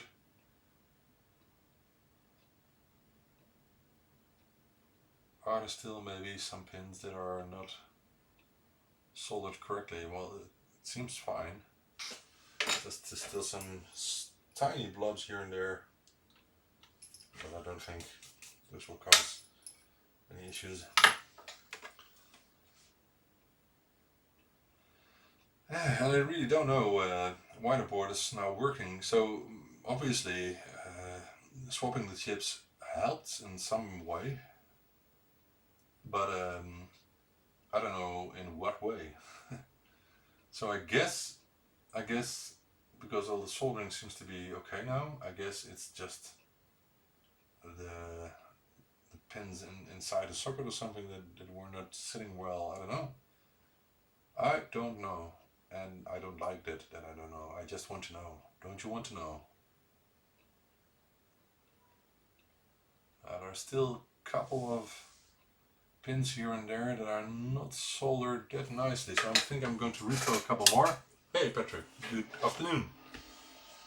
I'm going to reflow a couple more because some seem to have, I don't know, maybe some grease on it or something that caused them to not be soldered correctly. I don't know. So I want to check that as well. And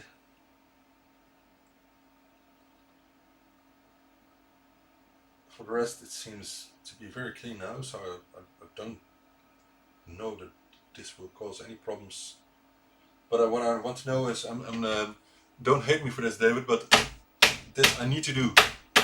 I need to make sure it still keeps working when I do this. It's monkey testing, you know.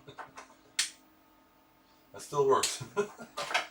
So it's not that I'm purposely damaging your board, it's just that I want to know what is causing this. Didn't we know that it was early on? Could it be one of the jumpers? Well, I don't think so, because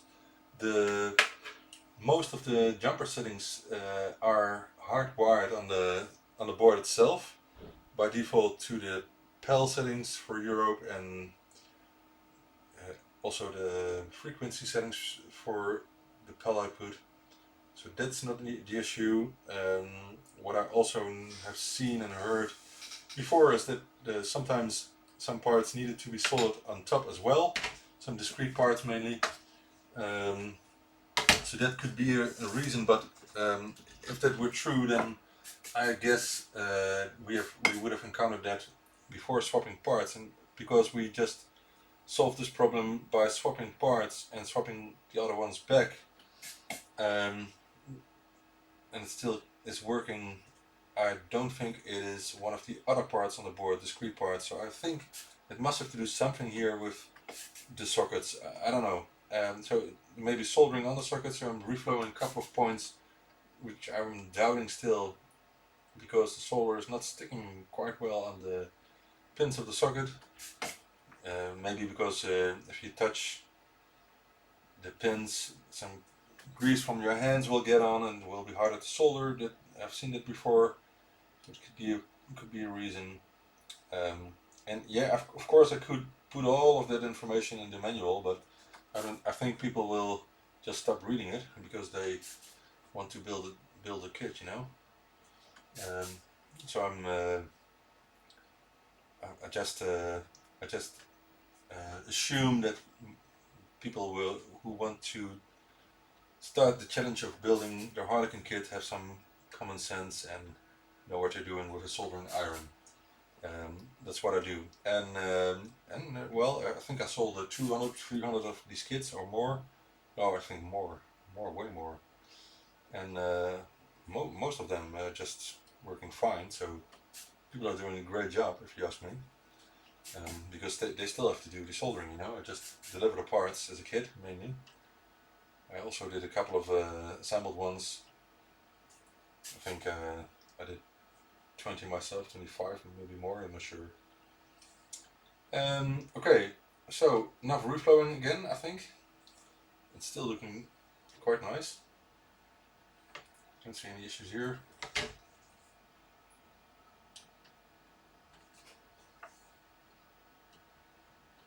Right. Looks very good here.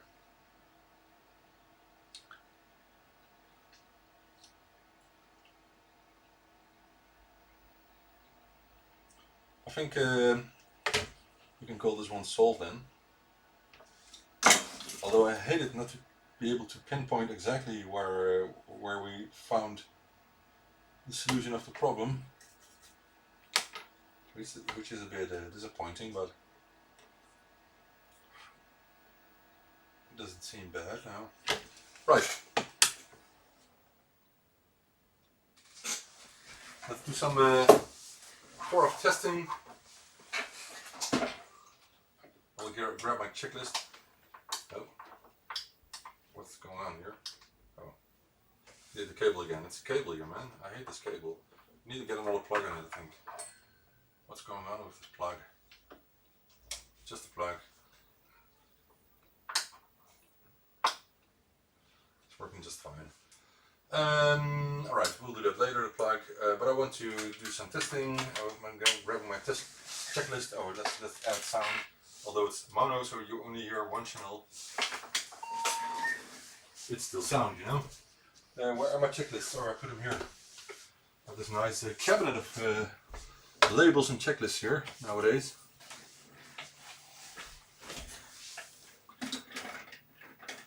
Oh, that's the wrong one.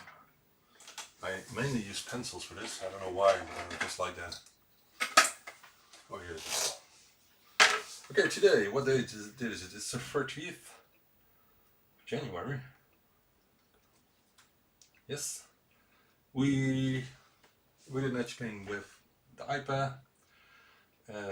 We are doing a RAM diagnostic check. We have to do a tape load with this checklist. Do we need to do a tape load? We have to. Okay, in the meantime we'll plug in chips to my own board here.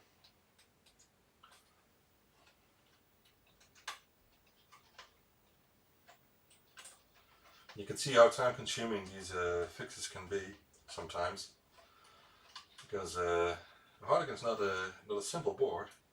It's made of simple parts, but it's not a simple board, because each of these logic chips by themselves are quite simple. Most of them. There are some buffers and some clock dividers and other frequency dividers and other stuff. But mostly they are simple parts. But together they make a complex machine, if you ask me. Because Sinclair was so clever, and his team were so clever of designing the spectrum and all the things that made it. And Chris Smith did an excellent job of reverse engineering the ULA chip of the ZX Spectrum, and then people like Don Superfo and Ingo Triple, all the names are printed on the body as well, by the way. Did a great job of developing the Harlequin kits. And Don is still making new board issues, so I think at the moment he is at issue 3A, if I'm not mistaken, which has, I think, an IDE interface on board, but I don't think people will use that, so I think they will prefer different C interfaces on board or externally. And well, I decided to select this board because of the joystick interface. Maybe some people will use, but mainly because the board itself is almost identical to, when it comes to its features, it's almost identical to an Humble ZX Spectrum. Hence I like this one, and I think I will stick with that board version for a while. Alright, next test. We're doing a diff ID test, and in a moment we'll do a tape test, just because it's on the checklist. What power supply is this? Oh, this one, okay. Yes! Yes, yes, yes! Okay, we have the tape unit here. We have power here. We have the diagnostic package being in the way here.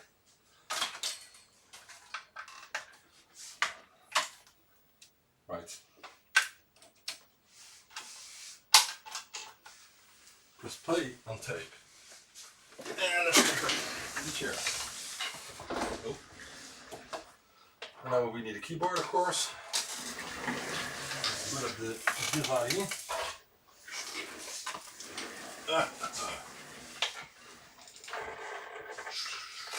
Yeah, cables. I know. Okay. Okay.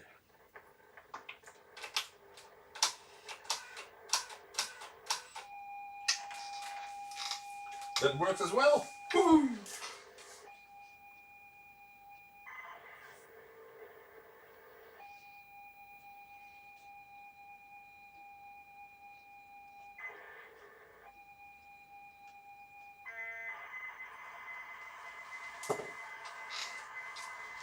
Alright, so all the chips are tested. So let's grab some felt pads here and put his chips on there, and I will discuss it with him if he wants them back, or if I will take them, so we'll give him a refund for those.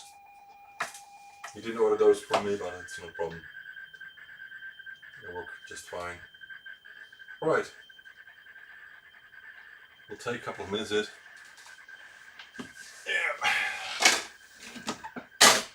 One finished, lots more to go.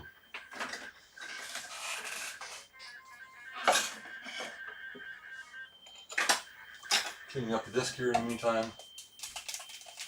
Yep.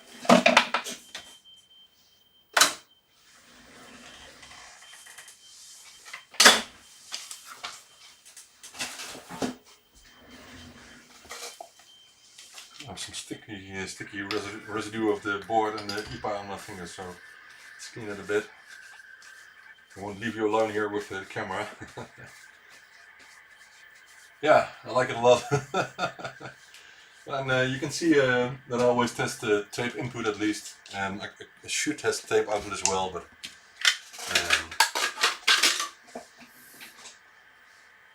you can put it a bit louder if you want to. Just because it's the original specky sound, you know.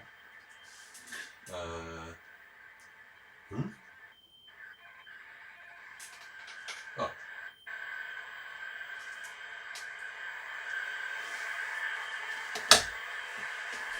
Lovely little monitor that is.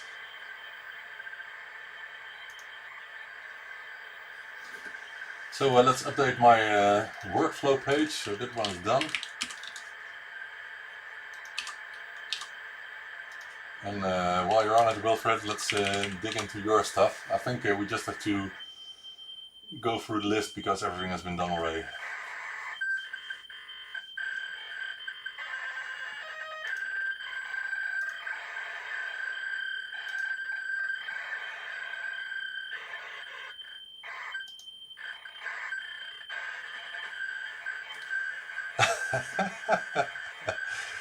Someone says I'm working from home.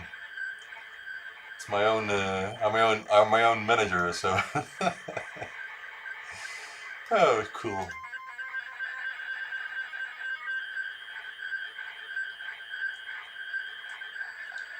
I'm really tempted by the article of the email Mika sent me about an article in Benelux magazine.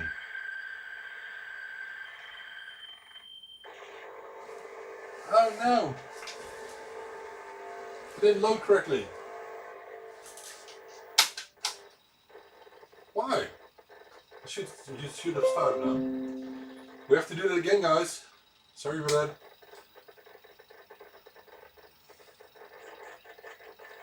But I think it's the cable here that's a bit dirty or something because it's making noise when I touch it, which is not good, you know.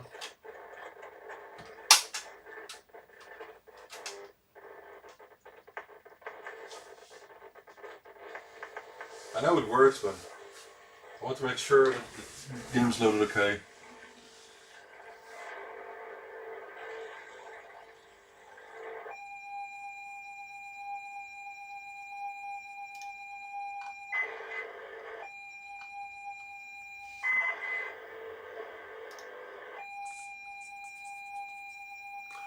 In the meantime, I was putting a poll on Facebook about which plugs people would like on the +3 power supply replacement, and it seems it's about 50-50 at the moment, because I have a stock of just plastic plugs for the power plug, but what is it doing?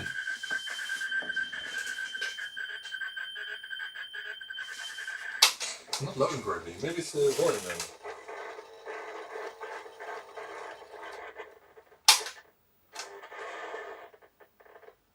I can't even break it.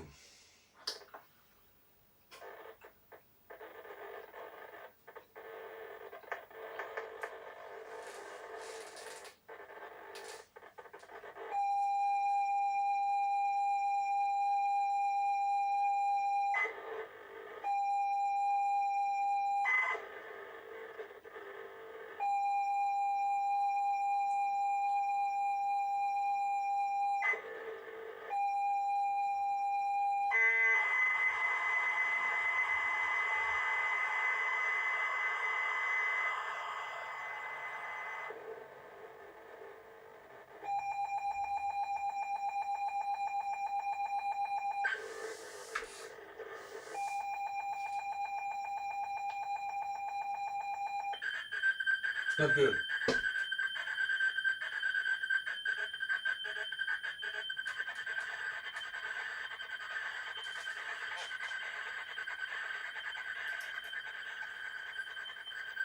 This is not good because it should have blue and yellow, of course.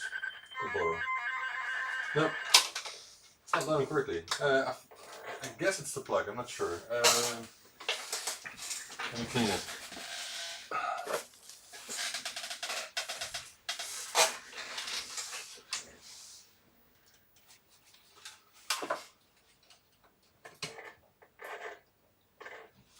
It shouldn't make a sound if I turn it, you know? It should just be in there. It's a new plug. How could it be? Connector, I mean. It's not good. It's not good. It's not good. Swap it around and see if it makes a difference.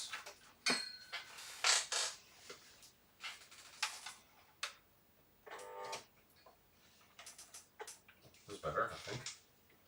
No more noise, at least. I think it's better.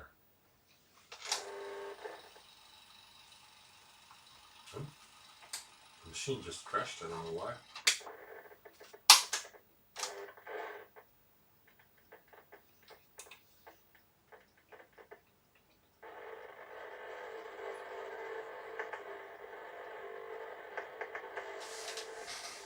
Oh, this one's.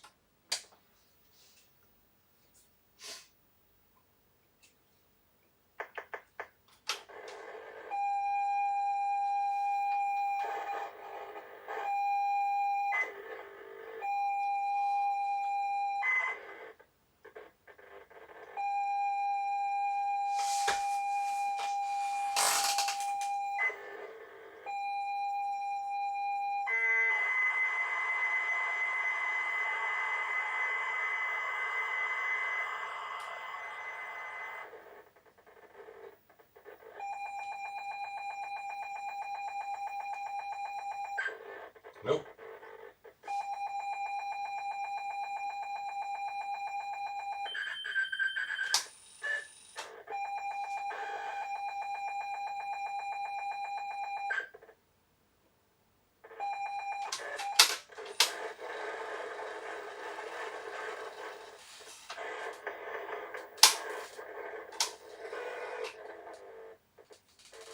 I want to know. I think it's just because of the age of the tape player and that sort of thing. It's loading, but it's not picking up the signal correctly. It could be the cable, could be the tape recorder, could be the connector. It's a bit dirty now, but I don't know.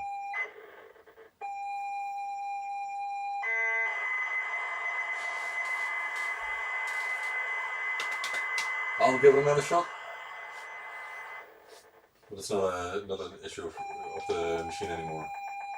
I guess this will work now. No! Did you see that? Didn't pick up the signal. Why not?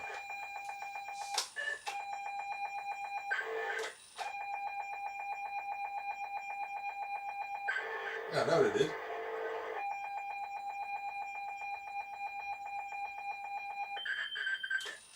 Why not? What is it doing? Now it is. Now it's picking up. it's the cable. It's the volume. I don't know. The volume slider is a bit dirty. So, but will it work or will it just give a tape loading error or something? Well, this works. We'll leave it running again. Last time for now.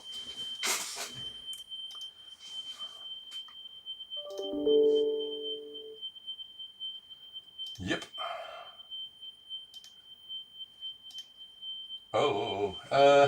Lots of messages now. Spectrum works. Spectrum works. Have you ever heard of the Spectrum works? Is that music? I think. Yeah, I think I have. I think I have. Well, Peter, it seems that swapping the chips made a difference, and I think it was the lower row, the half of the lower row, the left half, that one of the chips wasn't properly socketed in a socket or something, because it works. And when I put back the chips that were in a board with the problem, that it still worked. So I don't know. So I hope it will just stay working now. Anyway, Ellen says, did I miss the Pro 1? No, I don't think so. It's still here. Let me see. It's this one. Is this your box, Ellen? I think it is. I removed your address so people cannot see it. If this is the box, then I think I will do that one next, or maybe go through Wilfred's stuff first. Maybe I will do that first, because he's waiting for that for months already, and that's really bad for me. It's all on the desk there, Alan. it's just so busy, man. I had a really lot of stack of boxed orders here last week, and if you missed anything, then I think you missed these flyers, which are finally in. So the flyers for my web shop, which will be delivered to several museums and some other people. I really like them. Of course, I will add a couple of flyers to everyone who I'm fixing stuff for. It didn't work, so too bad. But it's loading, and it's not the issue. It's just a cable or something, and the Harlequin boards are a bit more sensitive when it comes to volume and other things. So let's keep it with this. It works. It loads things. It doesn't like this tape recorder anyway. All right. Yeah. Sorry, real friend. I hope I can make it up with you guys. You know. And what I'm trying to do, what I'm trying to convince you all of, and not because I like to convince people of things that I'm not doing. I like to convince you people that, that I'm really trying to be on my backlog here, and that's why I want to do these streams, so people can see that I'm actually working on their stuff, and I think I have to do these streams weekly, because. At the moment, I'm having my hands full with the production for all the usual stuff, you know, the Pro 1 interfaces, the ZX HDs and all the other stuff. And I almost have no time left for anything else, like development of new products and repairs and refurbishments, and that's not good. That has to change. Hence the pick and place machine that needs to be used very soon now, and because it's being here for almost 2 months now. And what else? Of course, it's not only production. It's being in contact with customers. It's answering the questions. It's discussing larger orders for some people who like that. And it's doing bookkeeping and all the extra stuff that you have to do when you have a company. So that's what's keeping me busy, but I'm spending I think 70 hours a week at the moment, just trying to catch up, because I want to get to the point where I actually can spend time on the pick and place machine. So that's what I'm doing at this moment, and I think that maybe I can just put in the planning sheet here. So now you know. If you click that link, then you get to the planning sheet, and you can see actually what I'm doing, what's on the backlog, and it's not a complete backlog. It's only a part of the backlog. Believe me, it's I think 3-4 times longer than what is in here. But it is what people are waiting for mostly. So hence I put this on the backlog, and things like daily handling of messages and daily order picking and that sort of thing is not even on this list. This is only the specific requests mainly that people are waiting for, and the stuff I'm developing and anything else. Anyway. I'm trying to keep that updated, so it's updated 2 hours ago now. I did it an hour ago, so we'll put 2 o'clock here, 2 p.m. And let's get to the guy who did the last comment here, and get to his stuff. Okay, I tested it as well, so that's complete. So all the tests have been done on this board. David, yours is fixed. I'm not sure if you're still here, because I saw you in the street in the chat half an hour ago, but not sure if you're still here. Anyway, this one is fixed, and I have to talk to you about getting you a refund for the chips maybe, and this one will be sent back very soon, most probably tomorrow. So. Oh, of course I have these, where I put them, I put them here, sorry. I'm just making circles at the moment. I have these QC checked, QC passed labels here, which I'm using now. I think those are lovely, and I want people to know that I test about everything that leaves ByteDelight. So that was completed. From David, of course. Where did I put his box? Because I had it with the box and I want to keep it with the box so I know it's from him. Alright, next thing. Let's make some space here.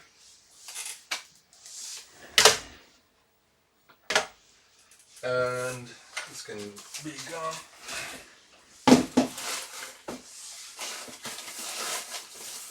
Sorry. Household things. Right, this is a Believe it or not, this is from one person. And it's not all. This is also from the same person. But it's still not all. This is also from him. It's Mr. Wilfred. Oh, there was a cable there. Let's swap places here. I'm not making fun of you, you know. I'm making fun of myself. Because this was all repaired a couple of months ago.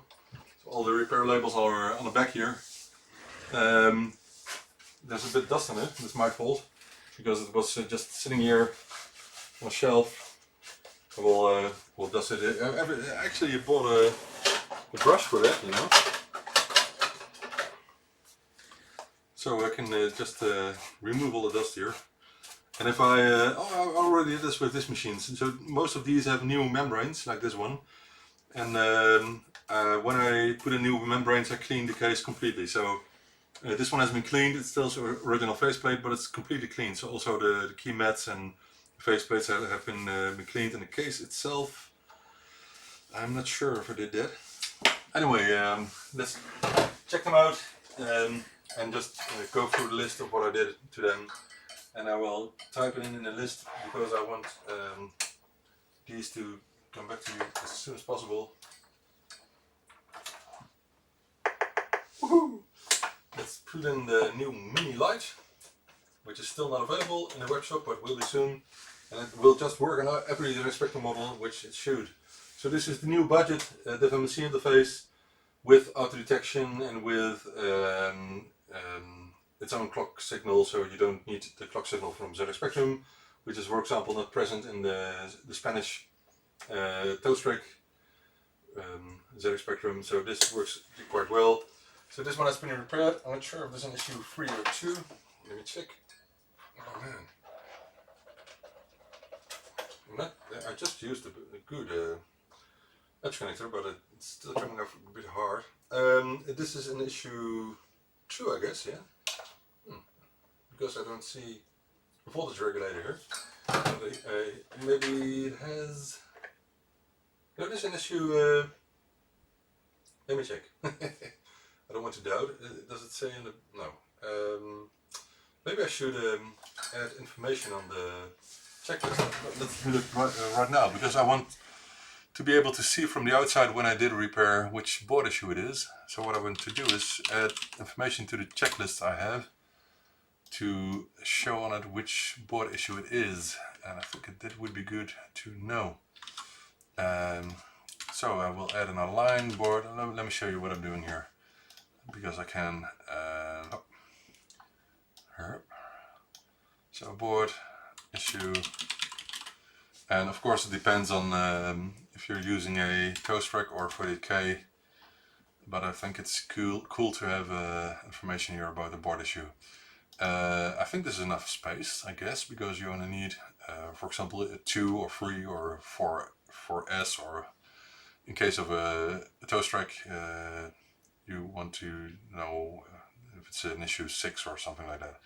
So I think this is enough. And let me finish the document, because I have to... Oh, huh? That was cool. That's the intro of the ByteDelight Weekly Show, but I'm not showing that right now because we're not on the ByteDelight Week Show.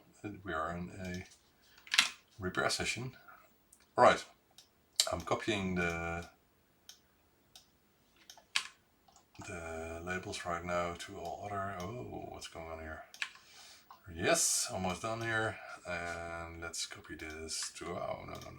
To all other places. Yes. So, in the future I can also put the board issue on the labels, which I think is good. Why doesn't it fit? Oh, because it's longer, of course. Sure. I should have known that.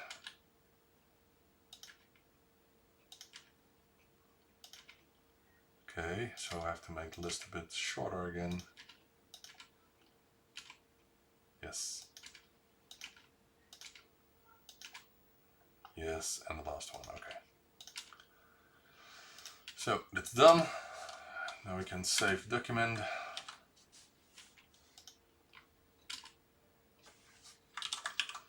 and we'll be using this in revised version in the future. So the new checklist will have the board issue written on the label as well, the checklist label. All right.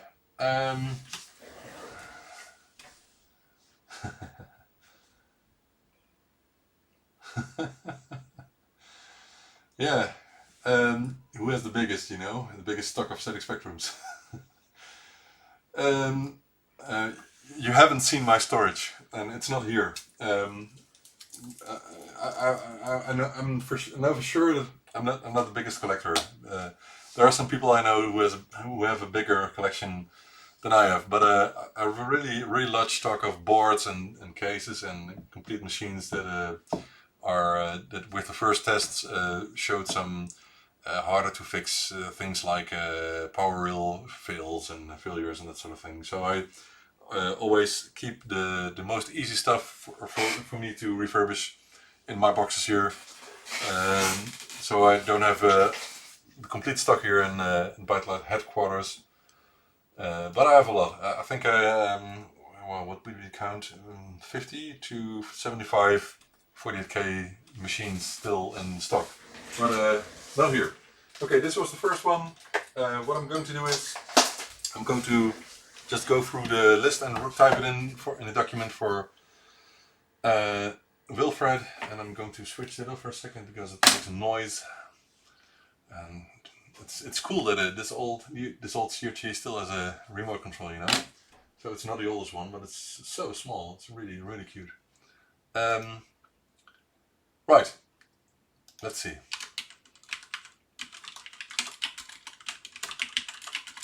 Oh. I want a new document, and I want to be able to share it with Wilfred, so I'm just going to do that in Google Documents, which is the easiest for me now. Let's just make a white paper because my Google Documents are all dark blue by default, so it's white on blue. That's what I like. Most of my documents. Let's see. Okay. Wilfred. I still haven't pronounced your complete name, Wilfred. Isn't that cool? Okay, I have number 3 here, which got new capacitors, new membrane, heatsink, and I spent about 30 minutes. And we will already agreed with what we're going to do with the cost of these machines. So don't be afraid, Wilfred. I'm not going to say it again incorrectly. We already agreed what we will do with this, so that's no problem. Okay, this is an issue 3 or 4 maybe, because I can see the heatsink here. So that must have been an issue too, because it doesn't have a heatsink, and I didn't write that it has got a replacement 5-volt regulator. This is repair number 1 here for Wilfred, and it has new caps. It has got an ULA heatsink. It has got a new membrane, some new rubber feet, some screws. There was a problem with the Z80 swapped because of the M1 line, and spent about 30 minutes. Okay, next one. I have to check that, of course, before doing anything else. But I'm really out of space here. So what I'm going to do is I'm going to put these here, and I'm going to put the tested ones there. And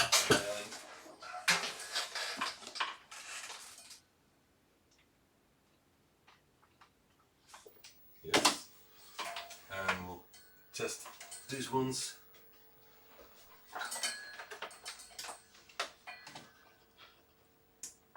How is it?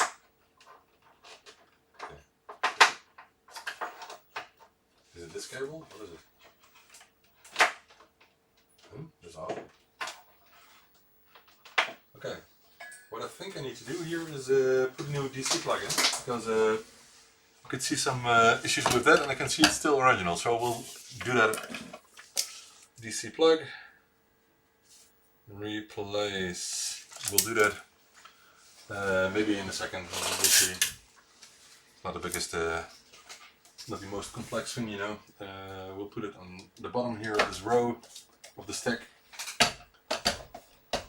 Then, so I can just add a DC plug. Oh. Right.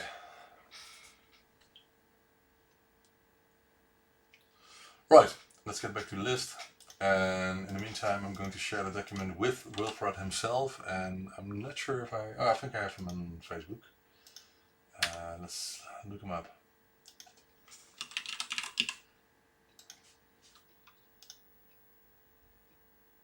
Yes. Right.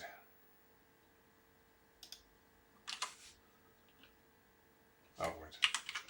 It's not shared. I cannot share it this way. I need to share it. Push the share button first.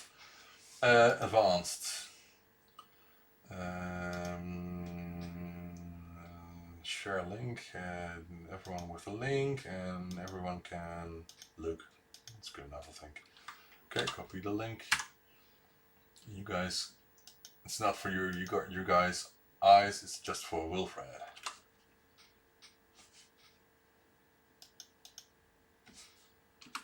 So Wilfred got his document here, and you can see that I'm editing it at this moment. So number 2, with case. Why does it say with case?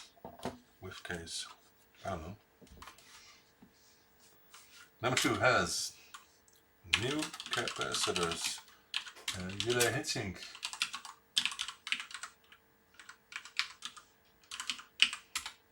membrane, 30 minutes.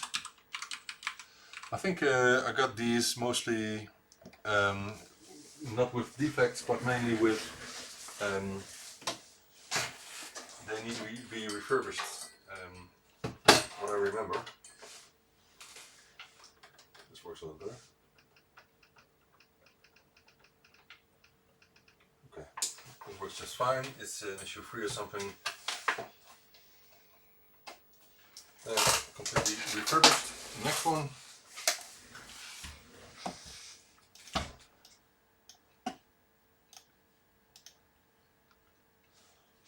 This is number, oh, it doesn't have a number. That's not useful. All the others have a number, this one isn't. Okay, number 5 first, then.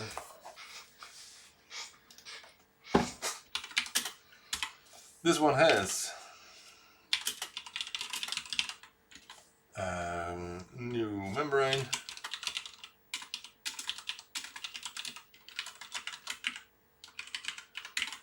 new capacitors, relay heatsink,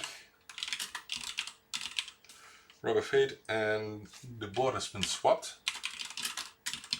I think this was one that needed repairs, but it took so long to find out the issues with that. In the end, I just swapped the board and made sure the new board was completely refurbished. So it's a bit of a pity, because I don't like to put boards away when I need to spend over 1.5 hours or something to repair a board, and it's not cost effective anymore. And I don't throw away boards easily, so most likely I have it somewhere with the diagnostics on it. But what I did was I spent about an hour in total, or just most probably more than that, on this board, because of the swap of the board. But when you do this for a living, you have to be kind of efficient with doing it.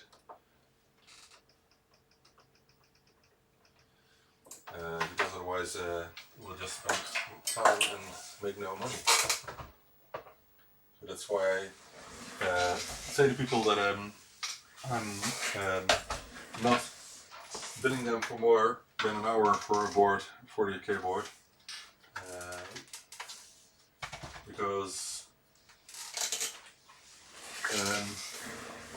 at this moment it's not a cost efficient with for your case.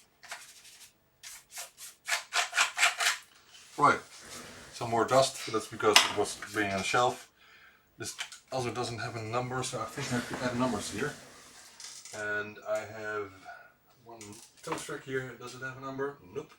So I'm going to add some numbers. That's what I wanted to know first. So let's get back to this one. I think this will be number 4 then, but I'm not sure. No, that's how. Okay, of course it can be because. So number 4. The other ones are 1, 2, 3, and 5.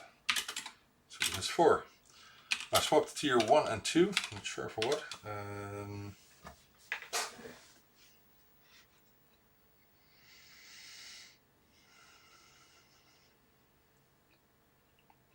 Okay. Tier 1 and 2. I'm not sure for which parts those are. What kind of board is this? I don't know. I have to look it up. It's not important at this moment. Anyway,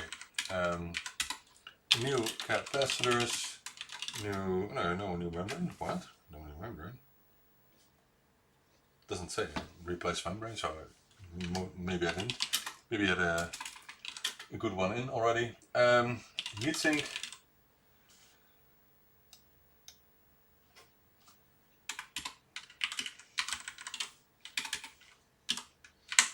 I got a donor faceplate because the old one was glued in ridiculously. Got a new speaker, replacement speaker, so I will put a note that I used parts for those. Faceplate as well, hence I say it's a donor, and I prefer rubber feet. 4 rubber feet and 5 screws. I think this was one of the ones in the best condition back then. Alright, let's see if it still works.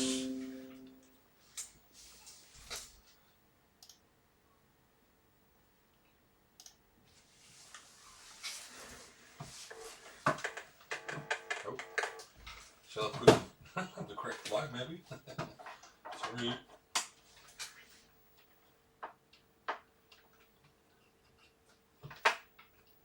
This is another DC plug thingy. Yes, it is. So more DC plugs here, which need to be replaced. Let me make some space for that. I can do that in a minute because Wilfred has been waiting for so long. I just need to finish this now. I'm getting a bit hungry because I didn't have much lunch. So I think I will grab a snack in a moment. Let's put down the volume a bit here. Why isn't this working? It's just a key on the remote. Okay. Make some space for the DC sockets. But we still have some other things here. First we have the Z Spectrum Plus. And I'll show you so you can see what I'm doing here. There's no secret. Right. I will make this number 6, I guess.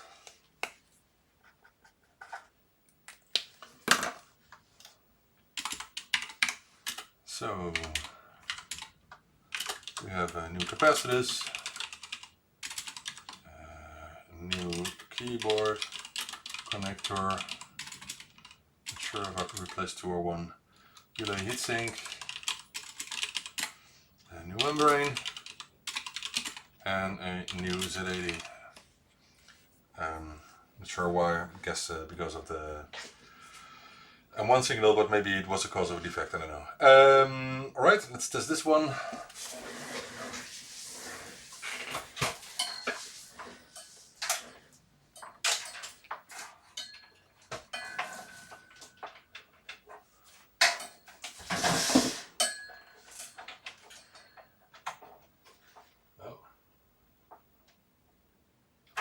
Seems to also need a new plug. Yes, it does.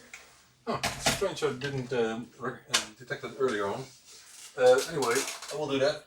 And I have a toast rack here.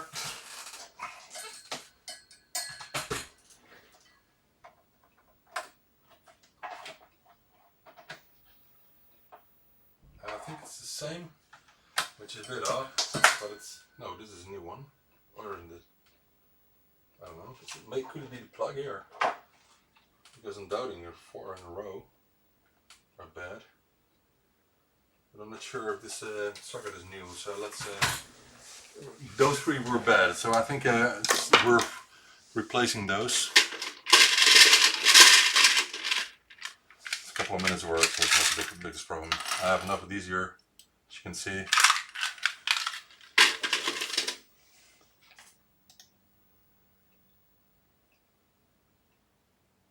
3D snack printer. Well, you say Haribo, and I think I have a couple of sweets downstairs. I'm calling downstairs and asking for Haribos. But no gummy bears, I think. Just Haribos.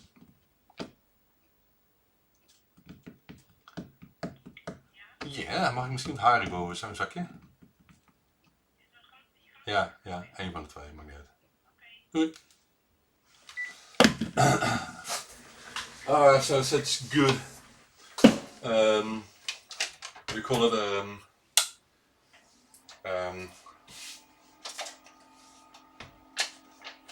catering. That was the word I was looking for. Should I zoom in here for you guys?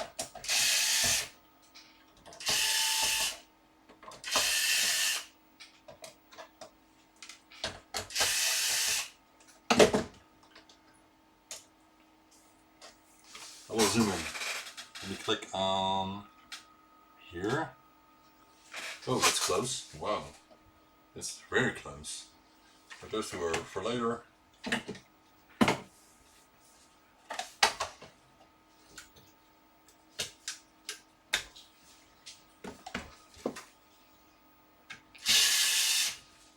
Right, next one.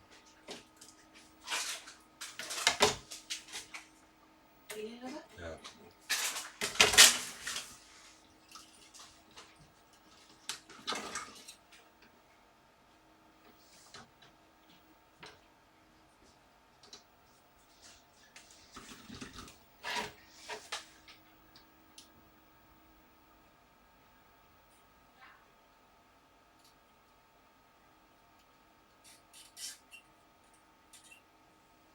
Okay, that's the first. That's one is out. Let me grab my suction thing here. But first, yeah, the real deal, the real Haribo, the Wonder Mix, Oh, I like these licorice spiral thingies. I'm not sure how they're called. And ow, these are stuck.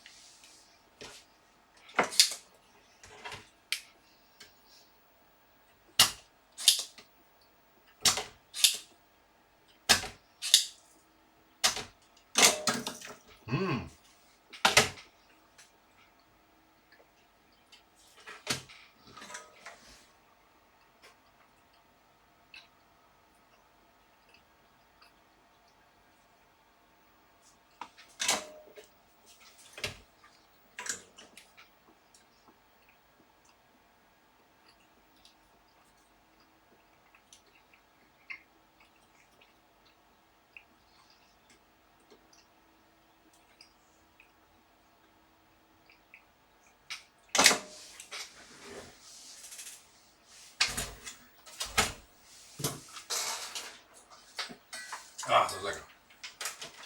That was good. Good.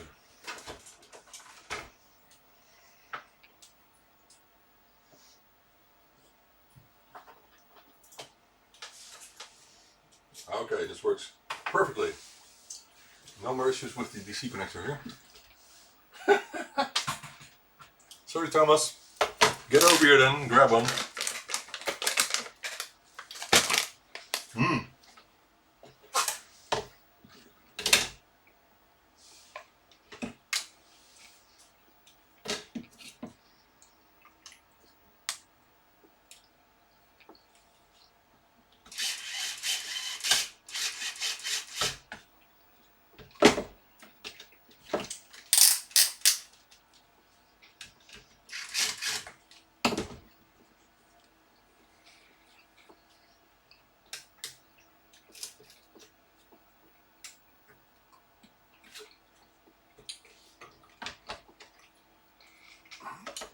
We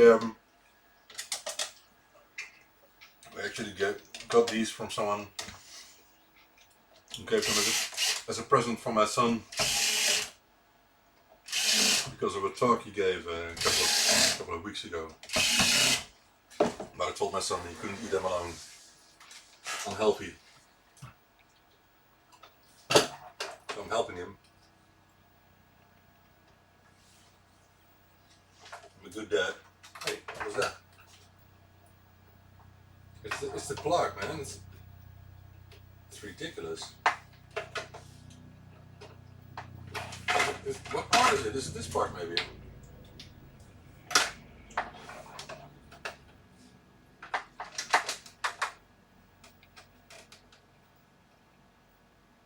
I think it's this plug. I've had it before with these cheap Chinese.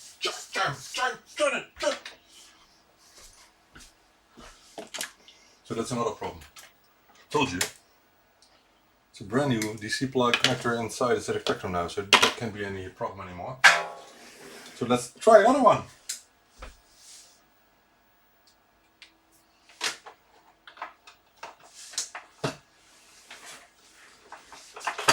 And this works. Oh, and still. What is failing here? What is it?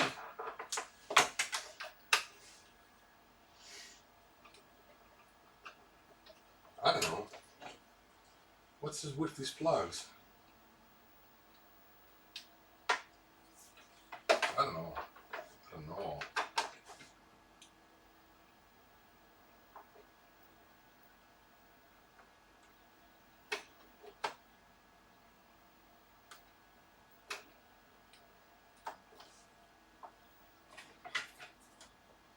It's not this side. It's mainly these cables here, which are just bad. I will put new plugs in them.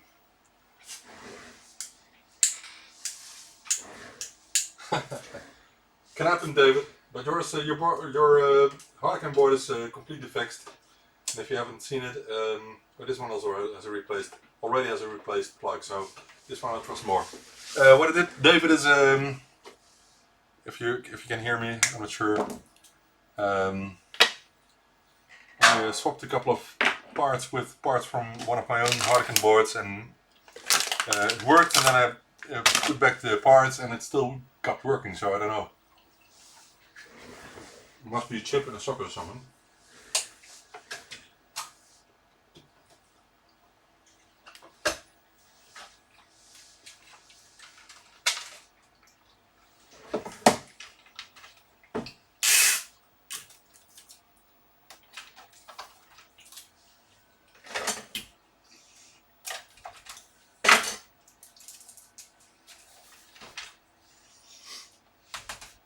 There aren't dates on these labels, but anyway. And I want to know if it still has a problem with the plug, because you see, it's not a problem at all. It was just the plugs of the cable. So they were a bit old, but it's not the big issue here. It wasn't the issue here. Dang it! Oh, these are addictive. Should I put them away? I like the licorice ones. These are cats. Look at the cats. Look what the cat dragged in. I should put them away. But I don't want to.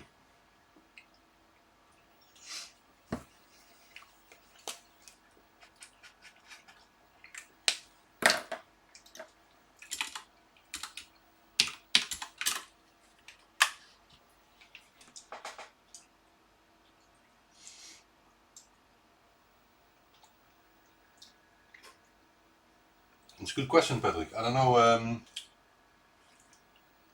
I have copy programs, but only for Open Discovery, only file by file.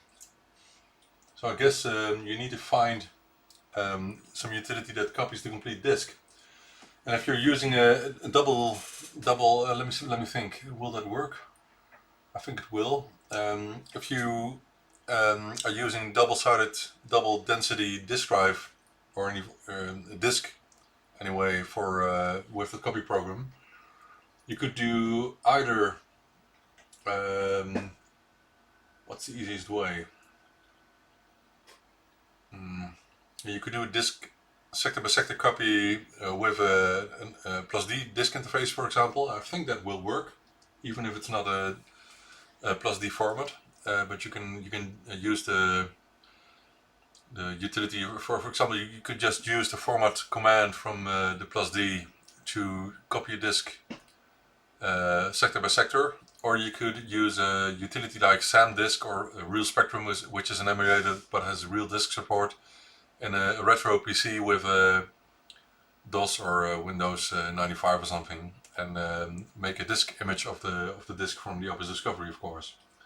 Otherwise, you find a utility that does sector by sector copy, but I don't know where to find it. I'm not sure if there is still an Office Discovery community on Facebook, for example. You could try to find one, of course.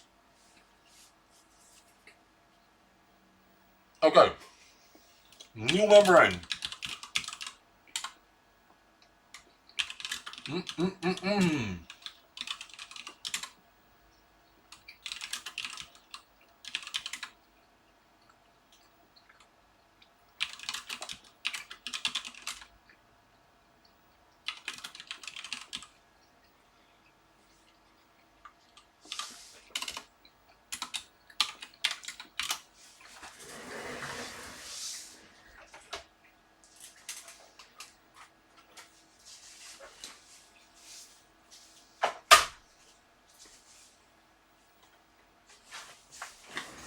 And here we got a +2, so I have to grab another power supply. Oh, and Wilfred, I still wanted to ask you if you maybe want a stereo kit in this one. At least there's a note that says I have to ask you.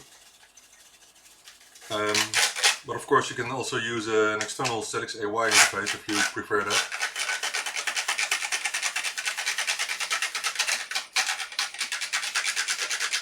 I think this one hasn't been cleaned because there's a lot of dust between the keys here. But I think this one was just working, so I didn't have to do anything because there's no note on it. I just tested this one and I think it just worked. Sometimes that happens, you know, when you get a ZX Spectrum, it works.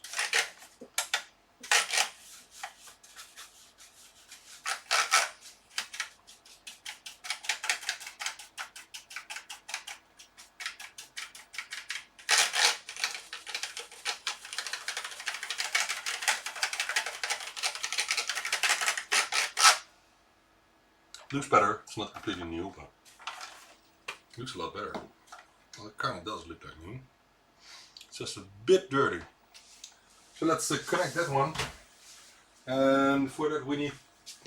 this is a bit hard because my power supply is over there and my screen with the SCART input for RGB from the +2 is also there. So I think we just will connect it here. With the new power supply replacement, of course. With the plastic plug. Some people are complaining about it, but I'm not sure if I will replace the plastic plug because I think it looks nice with, because of the black plug, it looks nice with the ZX Spectrum itself. Okay, let's test this one here then. For a change. I hope you guys don't mind. You can still hear me, I think. Power. Now we wait. Oh, I plugged out the power cable so it won't get any power.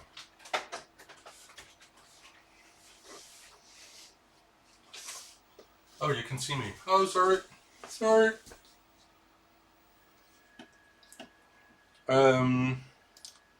What worked okay, Wilfred? What did I ask? Worked okay. Yeah, the +2, I think. Oh, I was asking if you want a stereo kit, an internal stereo kit, or if you would just want to keep it like it is, and for example use an external ZX AY interface if you want stereo sound. If you don't want stereo sound and you have an RGB cable like this one, you can just leave it as it is. So now I put the remote somewhere.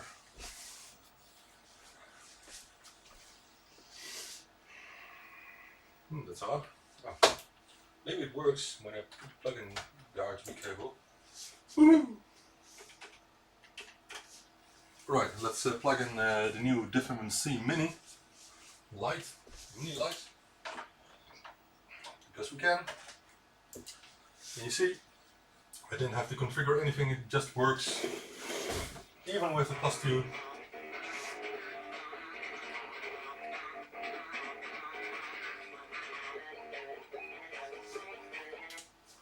Yeah, it just works. It just keeps working. Let's play the ultimate game. Should I play Jetpack? I've played Jetpack enough, I think.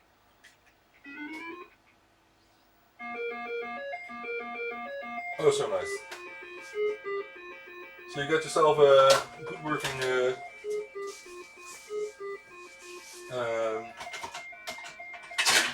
+2 here.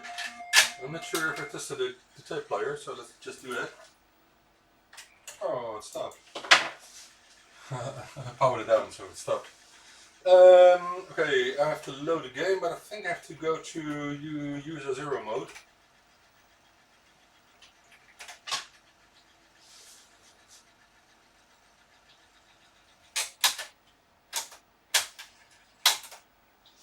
And it all works, it's so great. It's a machine from 30 years old and it still works.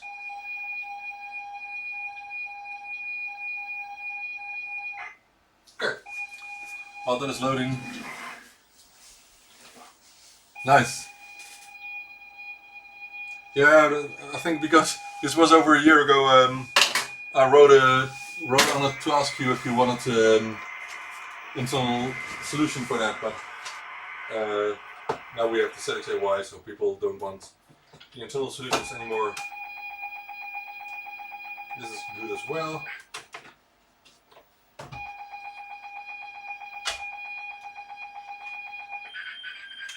That works as well. So I think we're almost done, Wilfred, and I'm going to pack all the stuff immediately. I'm not going to spend another day keeping you waiting. I'm just going to pack it all, you know. Oops. So I'm going to grab a big box.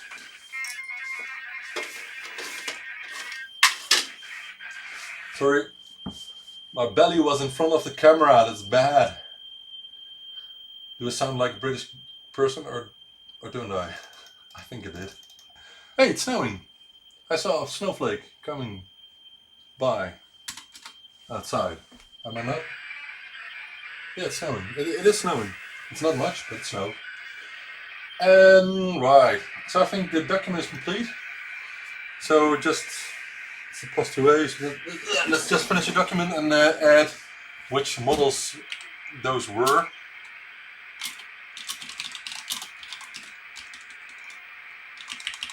This was a toast rack.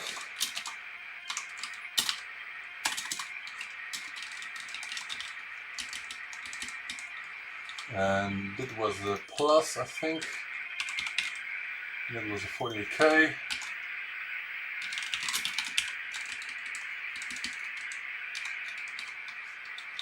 Then we have 4 as a 48K with 3 as a 48K, 2 and 1 also 48K. Alright, so the list is complete. Now put it in the box and... Okay, then the snow is coming our way, I think. They told that the snow was coming from the southeast. Cool. Oh, I really like snow, but that's not going to be much, I think, today, but we'll see. We had the snow for 4 days last week, and I really like snow, as I told you. So I was very happy. The only problem was that I was doing the bookkeeping and didn't have any time to spend with my kids outside, and that's what I hate about it. But anyway, it will change. It will change in the future, you know. That's what I say to me all the time. So one more sweet. One more. A box. I need a box. A good one.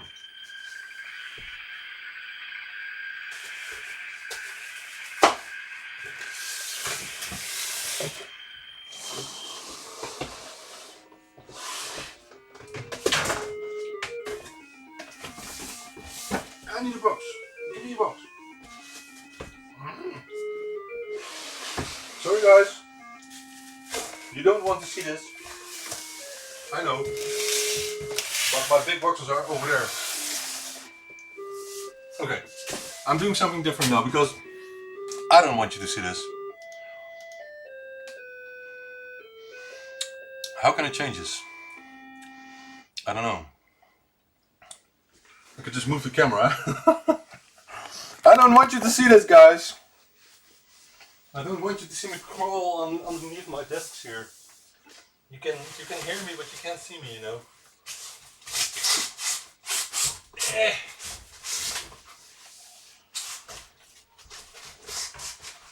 It's almost out, but it's not completely out. And it's because it's stuck here. All the cables. Alright, I think this is a big box. That was cool. That was my workout for today.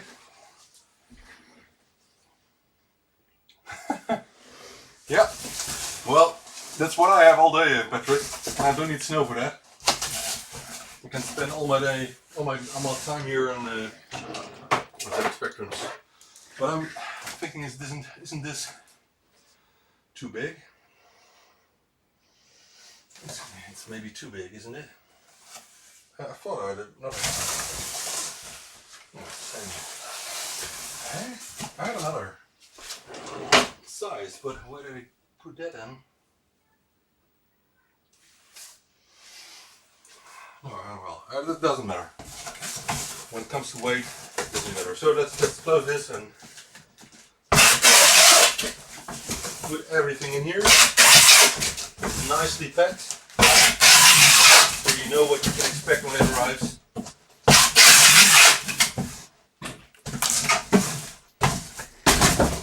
That's one. Now we need lots of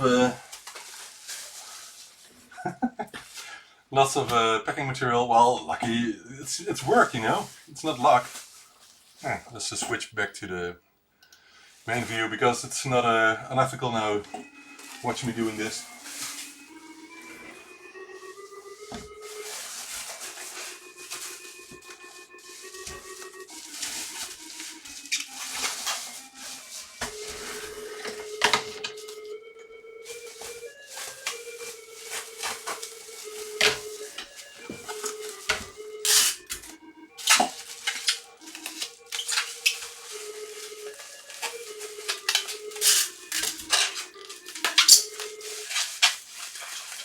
And the music in the back from the spectrum. Quite cool. Alright, the first one's packed. Let's put it in the box. Second one. Get over here.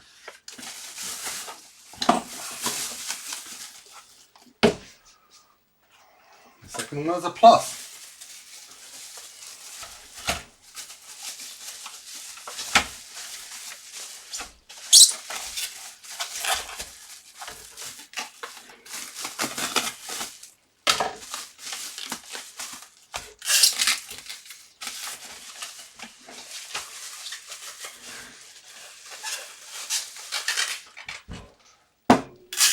So forcing people are now watching me packing some stuff here. Some retro computers. When I ship stuff to out of Europe, I just say it's where did I leave my brush? I don't know. Oh yeah. I say it's retro computers or retro computer parts. But I wonder if people know what the retro computers are everywhere in the world, because maybe they've never heard about it. I don't know.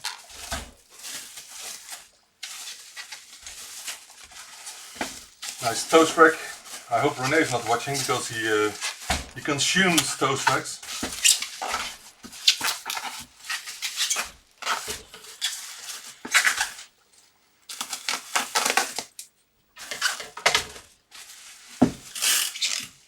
I hope you can reuse all this bubble foil, Wilfred, because it's It's a waste of throwing it away. Maybe you just keep the machines in the bubble foil for a while, I don't know. Completely up to you.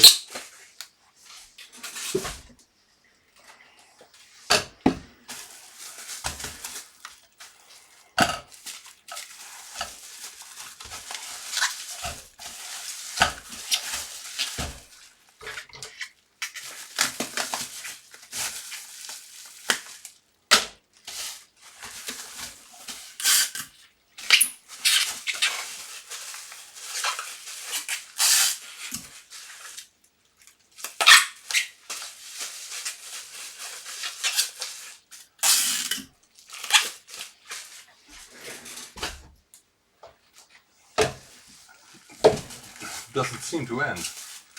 Packing ZX Spectrums. I feel like I'm working in the ZX Spectrum factory. But I guess, I hope I'm not saying anything wrong now, I guess we're all mainly women packing the stuff, I don't know. Back then. Not now. Now I guess it's done by men and women.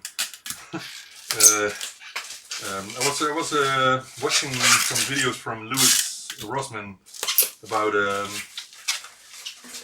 guy he got in contact with who worked at a certified Apple repair facility, and it wasn't very good, the story the guy told. It was anonymous, but there are still lots of places in the United States or even in Europe, I guess, where people get paid lousy salary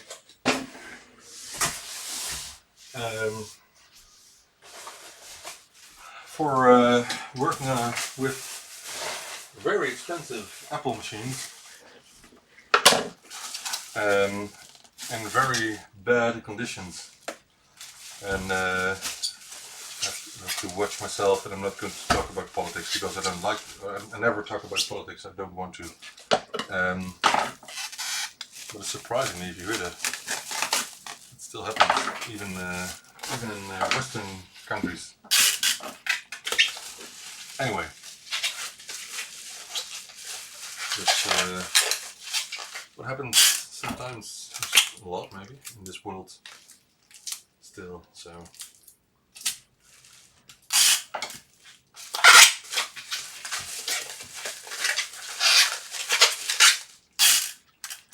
One more to go, which is connected at the moment.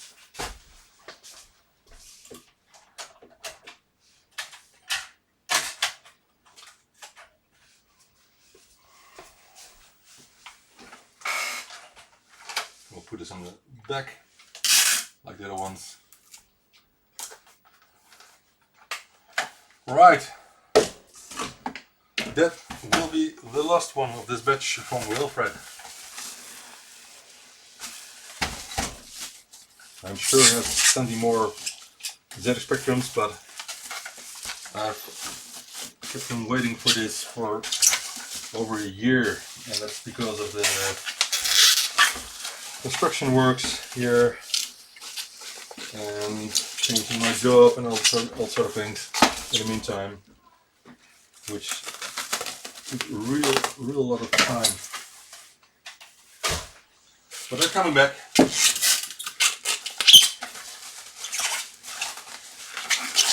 And I hope this will give people the insurance that I'm also working on the other projects like the SpectrumNet interface and other things that people have been waiting for a long time. So the speed is increasing, my speed of development and other things. It's increasing, but it still costs time, you know. Alright, let's fill up the box with filling material. Oh, there's another one here. Sorry. I thought it was a lot, but it wasn't. And then I need some space for the filling material. I think I will do it here. Nope.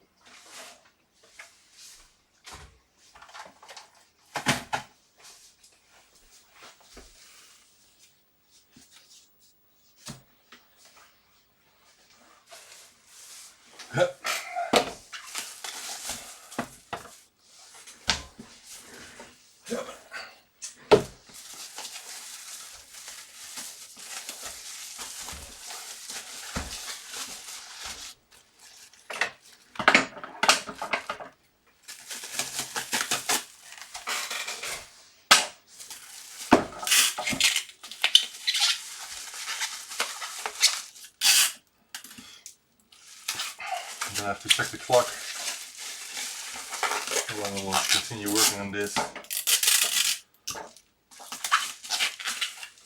Okay, so get them out for a couple of minutes because I need to fill up the box first.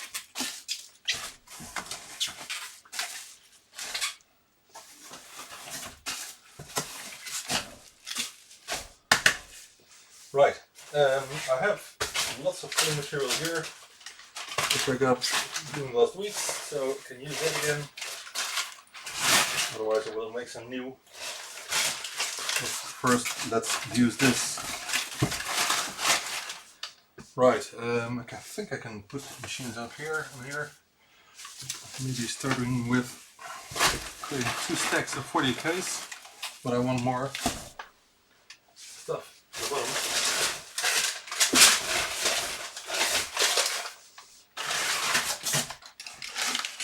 Yeah, man. I know this is not the most satisfactory thing to watch, but you know, all part of the job.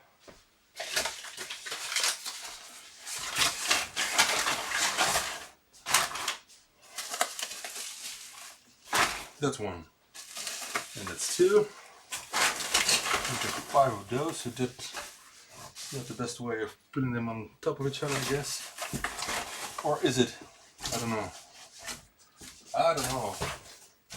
What shall we do? This is good enough.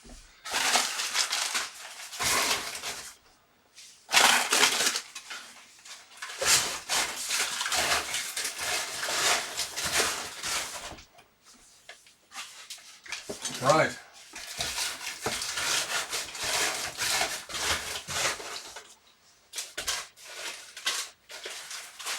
Now let's put the other machines on top and fill up the box with something, or maybe I can, should I make it a bit less high? I think I will do that.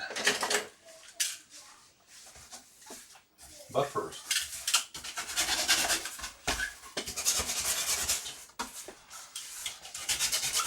I've done this a lot before.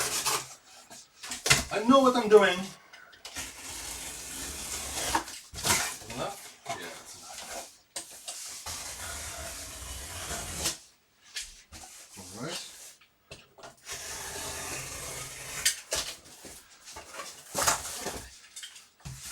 I'm making some handles in the moment.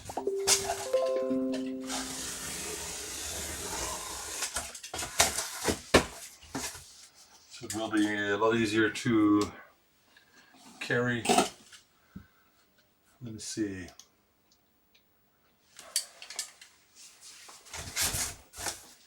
How did I do that in the past? I think this way.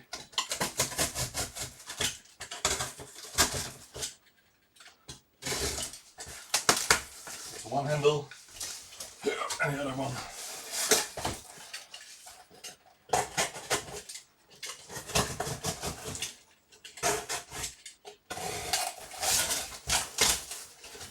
And a second handle. Now to split it up so it can be carried without any problems.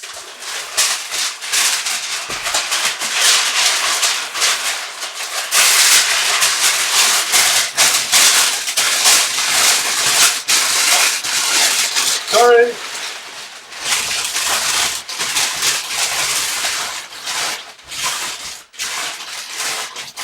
What a noise.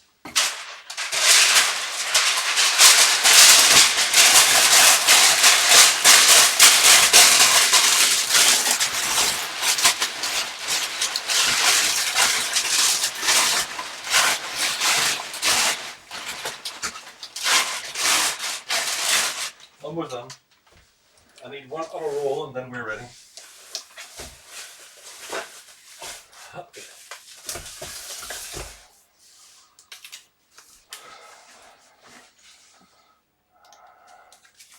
Now what I'm doing now is really important for people who have been waiting for so long.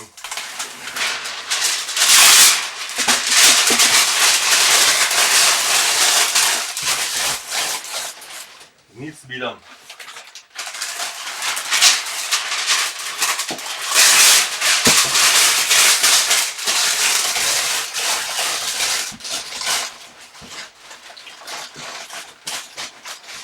Almost enough.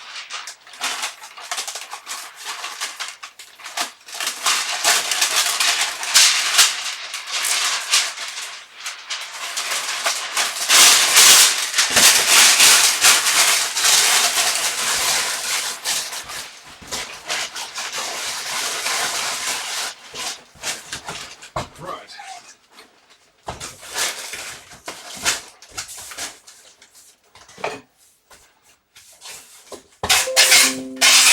Oh, before I close it up, I put in some flyers.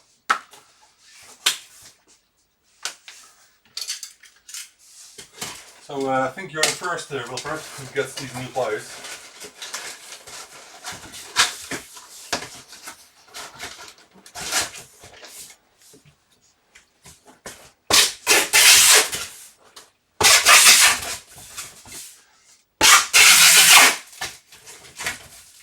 Let's see if I have everything in here. I think so.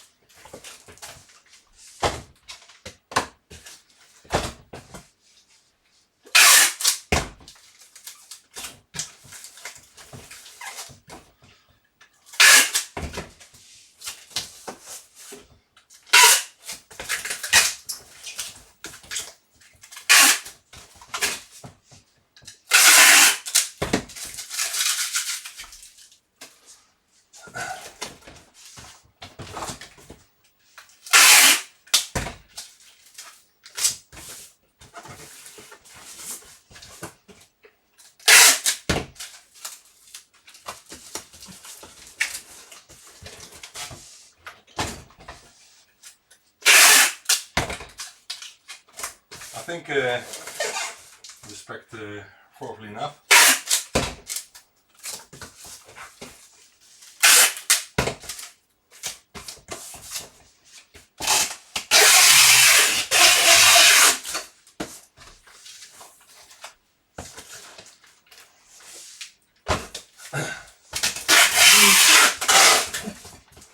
Nice. It's a knife. Just something here for the hands. Oh, that feels great.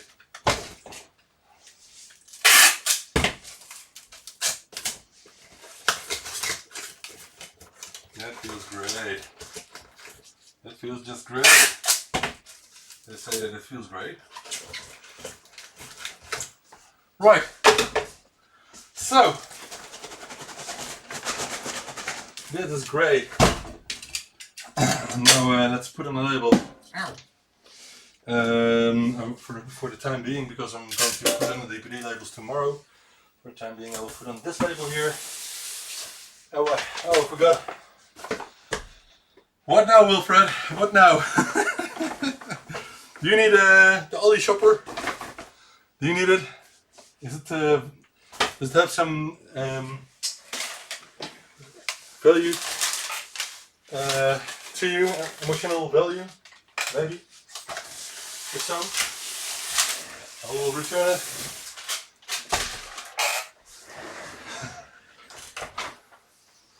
Let me know. It will be on its way tomorrow. I need it back. Oh no!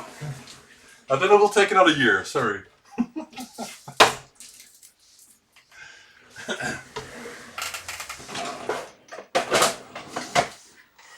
I'll buy you a new one. Oh god. It's more workout, this work.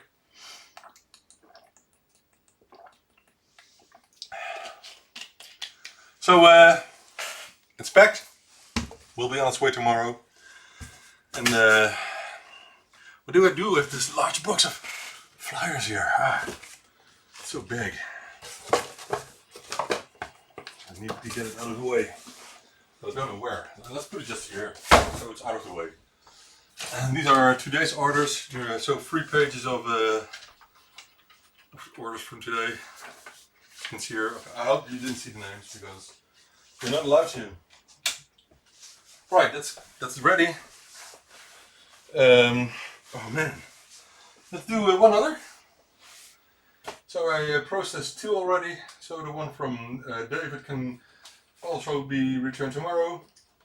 From Wilfred, and Mato is waiting for a package as well. But I think I will finish with Ellen here, which I think is also in the chat.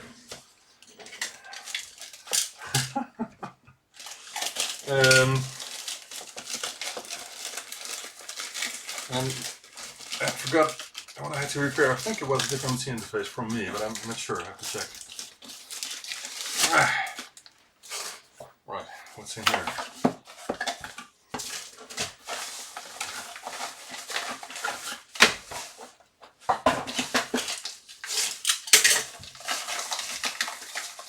And it's a Pro One. So let's see what's the issue with this one. What's with this Pro One? I don't know. I'll start by getting it out of its case because there must be something with it. It would be the first one that has gone defective, but I must say I've had a couple of dip switches, which are hard to obtain, I must say, which were bad. So maybe it's a dip switch. I don't know. Let's check it out. Let's for that get my marking board here, which is my daily driver for most of the work.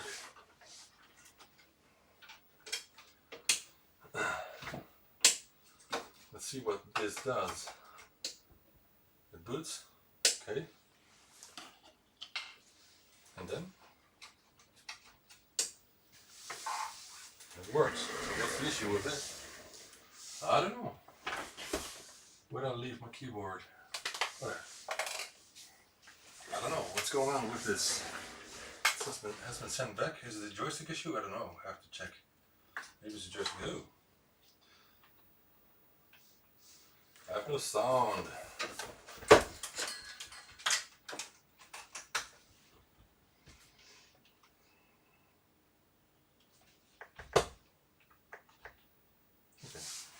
This seems to work, so I have to diagnose. Oh, Kempson, okay, sorry. That was it. I thought it was for something joystick. Sorry. Computer here. Let's grab my favorite joystick, the arcade. Let's see what happens. Oh. I'm going to type in this simple program. Okay, that works. 20, go to 10. Hey, it works. Kempson stopped working. Oh, that's odd. It works. That's why it's odd. This is, okay, so we have another issue that doesn't seem to be.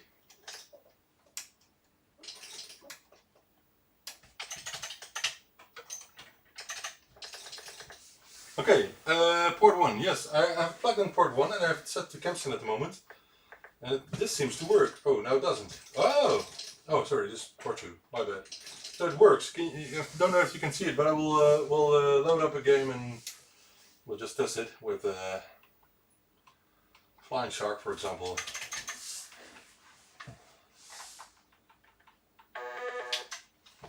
So how is this possible?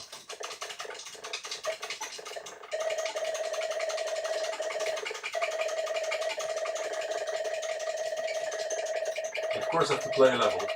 One level, okay? Without dying.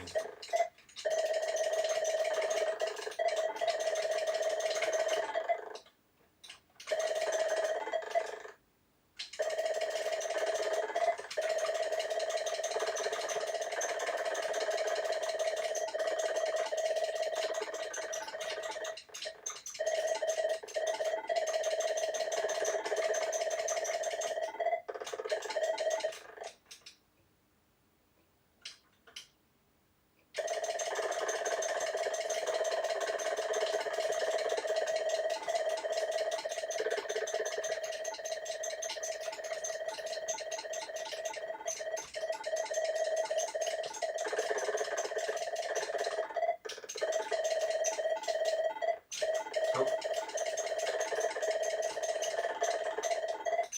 oh, another bomb. I dropped some bombs. It wasn't supposed to happen.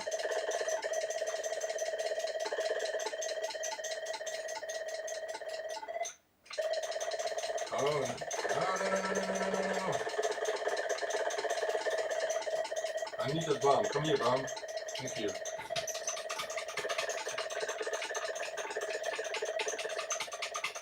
Oh, that's quite nice here. This is so difficult.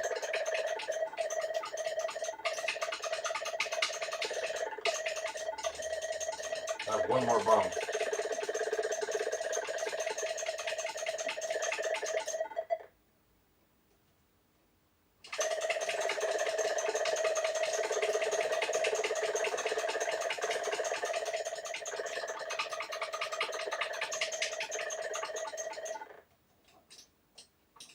Okay, I think we're getting end boss now. Another one. Yeah, we got him. Level 1 completed without dying, which is good.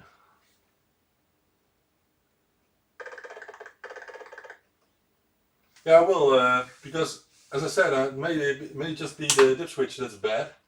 So I think we'll just replace the dip switch anyway, and what I will do is I will give you another board. So we'll use this for a couple of days for testing for myself, and we'll do a new board in yours. There's another dip switch type, which is better than the red one. So I have here this board here with the blue dip switch.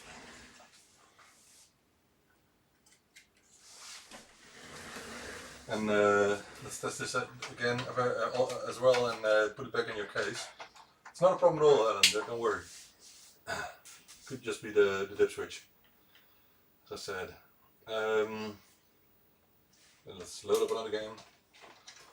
I really want to play something like... So do jetpack maybe? You have jetpack here, so why not? Yeah, let's do that. Kenston, start.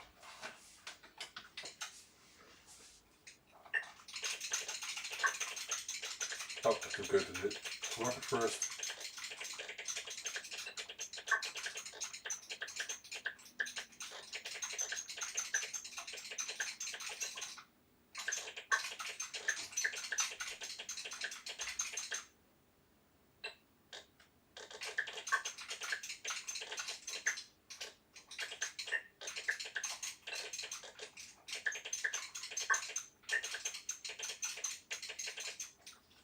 I'm a pro jetpack player. No, just joking. Oh no, the fuel's getting to the ground. That's hard. Almost died there. Oh, this one is hard as well.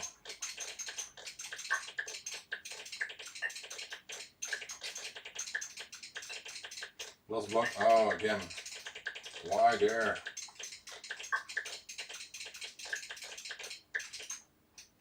Ready to go. Level completed without dying again. Bomb jack. That's a long time ago. Bomb jack. It was in here, wasn't it? No. There are not many games on this card yet. And Bubble Bubble is also here, but of course I have archives with all the games ever made, so that's not a problem. No, I cannot copy that for you because I'm not allowed to, and at least I'm not allowed to say it here, so I'm just not doing it. That was my demo. I used this testing UI interfaces. Because the hands automatically loads at that point of the demo. Anyway, games. Let's do Bomb Jack. It's a long time ago. Long time ago. In a galaxy far, far away. It's so many pages to walk through. Oh yeah. BL. BO. Bomb. Bomb Jack. Bomb Jack 1. Bomb Jack 1 maybe? Yeah. This has been quite a while ago since I played this. But let's see what it does. I forgot. What do you do? You can jump here, but then... Do you have to collect them all? Maybe? I don't know.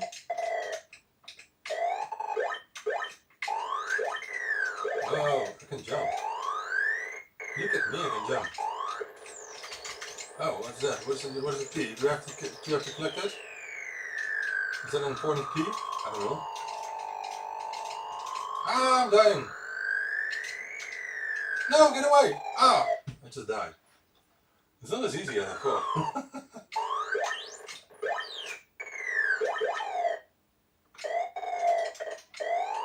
The sound is frustrating. Get away! I need those two there. No. Don't drop on him! Ah! I need to get the last two there. Come on here. Yeah, okay. I died twice.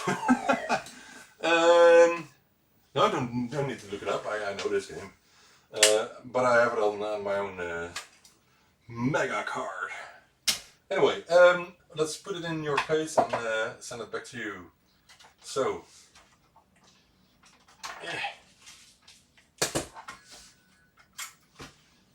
and you guys tell me. I was wondering. I was looking for. Or I am looking for. This is pink. I know it looks red on the camera, but that's because it's the fluorescent paint which is on, and really the camera has a lot of trouble picking this up. Anyway, I was wondering if this keyboard, this gold keyboard, would look well with this case, because I don't have many else. I have black ones, I have white ones, I may have one blue one, but I don't think it will look great. But anyway, if you guys have any idea which faceplate would look the best with this fluorescent pink case, then let me know, because I need to finish that someday. I want to finish it. Okay, let's put it back in this case with the key. Yes. Key caps.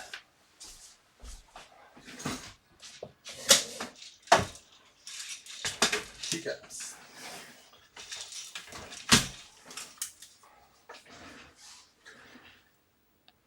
Okay, we've got a reset button, then we got a NMI button.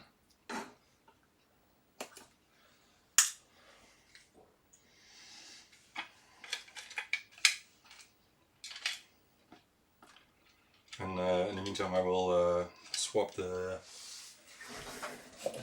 dip switch of the other one.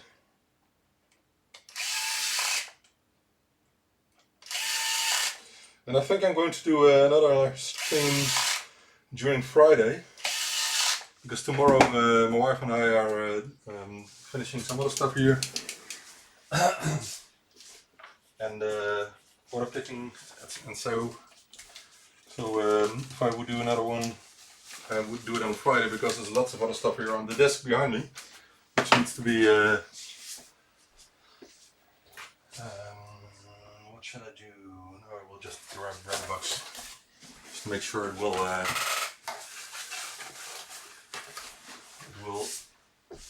arrive in one piece. And I will get a cookie for Alan.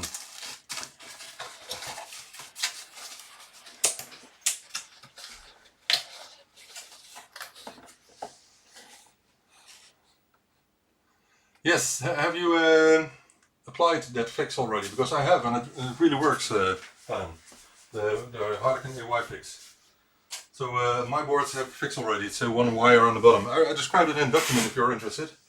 Just let me know and I will show it. Alan. Right. So that's free. So just to go over what else I have here, I have one pack from Craig. I have one stack here from Mato, which I have to finish. I think it's done, but I just need to send it back, I think, I'm not sure. I have a +2A gift for Jen.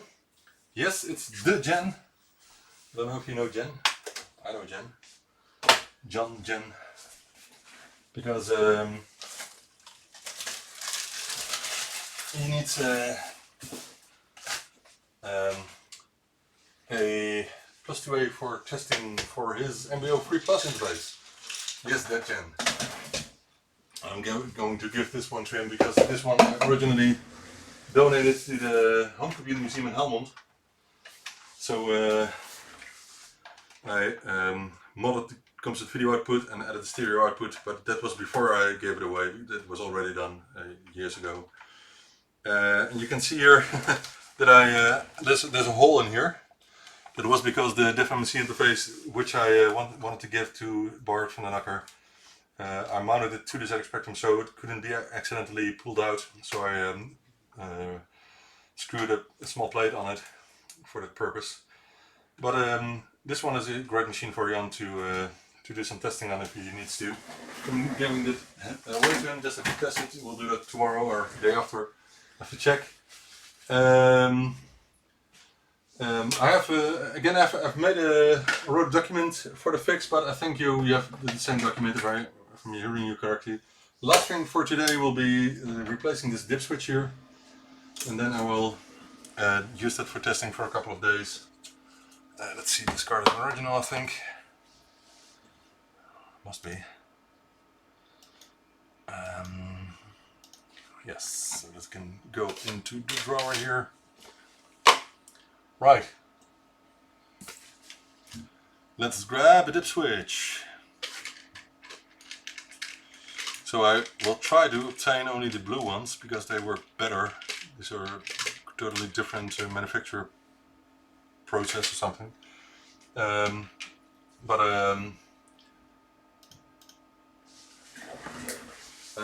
I have plenty of the red ones, so I just want to test them. And I think this is one of the batch that some had some problems with. So I don't know what the manufacturer did wrong with these, but it seems there may be some plastics parts inside that go sit in between the contacts or something. That's my idea. I haven't opened it. Maybe I can open it, by the way. Maybe I can see what's wrong with this. Would be cool to learn, you know. Why not? It's the last thing I'm doing, so that's not completely the last thing.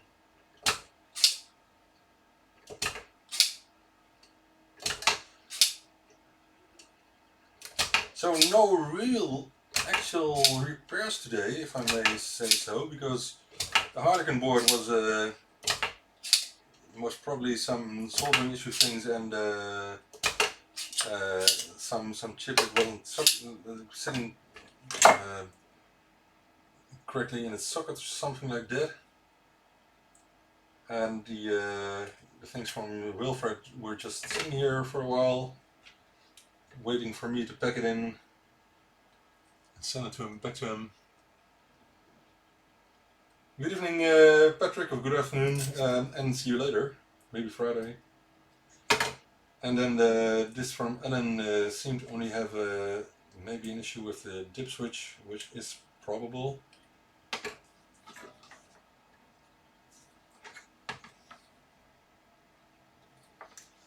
So we'll test this for myself during the next days, and then I will know if it still works as it should.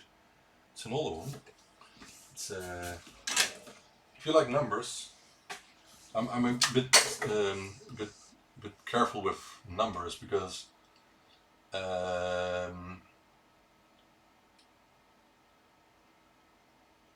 sound. Fix for sound. Well, there was the signal needed to be sent to one chip, so it was just one wire. I had to cut one wire, and I had to. So I had to cut one board wire, Alan, and I had to wire something from the ZE, I think, directly to the AOI chip. I'm not sure. I have to check, but it's documented. If you're interested, and please PM me, and we'll send you the info. What was I talking about? Oh yeah, numbers. Some numbers maybe. I'm almost at 1500 DiffMC Enjoy old ones, so the black edition I call it, or without the case I just call it the standard edition or whatever. Almost 1500, so only 30 more and that will be 1500. And when we reach 1500, we'll stop with that version, and I will only sell the Pro 1 instead of the original black one, because the Pro 1 has some benefits like another joystick port, better voltage regulator, it has auto detection of ZX Spectrum model, it has clock independency, it has 2 SD card slots, and it has an edge throughput. So it's better in most ways, but some people still like to order the black edition. I don't know why. Maybe they like the bigger case more. I don't know. And I kept it on because I still have some stock of cases and boards. Hence, I wanted to sell them out. But then I will. So in about a week or two, something, I will remove those offers, and I will just continue on selling the Pro One. And also the DiffMC Mini will be replaced by the Pro Mini, which there will be 3 versions of. So that's another thing. And if I do a quick count of all the interfaces sold altogether, it's about 3,000 or something during the last years, something like that. So a lot, especially for one person, I think. ZXHD is doing well, and imagine that I'm even not selling it everywhere, and that's the same with all the other products.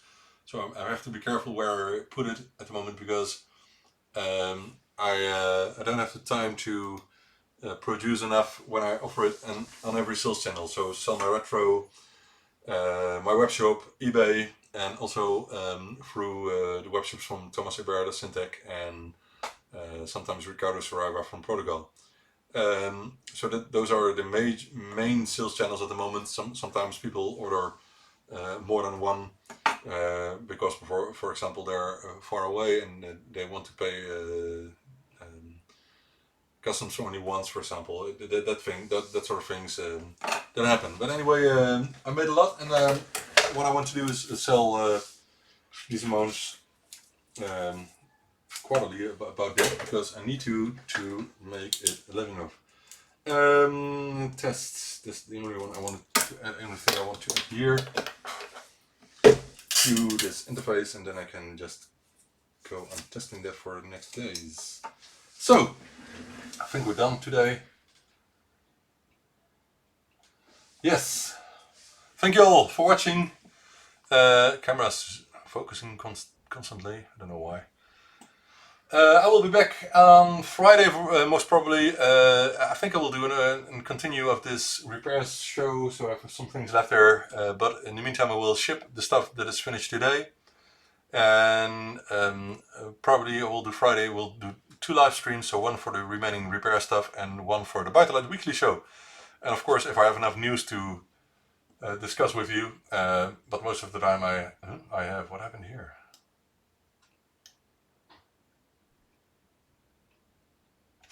I don't know, maybe I was typing here myself, I don't know. Anyway, I will finish it for today, and I will see you later, guys. Thank you for watching, thank you for joining. Please click on the thumbs up if you like this stream, and I will do more, but only if you click on the thumbs up. No, just joking. I will do more, because this helps me focus and helps me doing the things I promised to you. So thank you for watching again. I don't have an outro at the moment, because this is not a ByteDelight weekly show. But well, yeah, no, I cannot run the intro because it's not the ByteDelight weekly show. So you have to come back on Friday evening, 7 o'clock Dutch time, 6 o'clock UK time. I hope I can make it, and we'll see you then. Bye.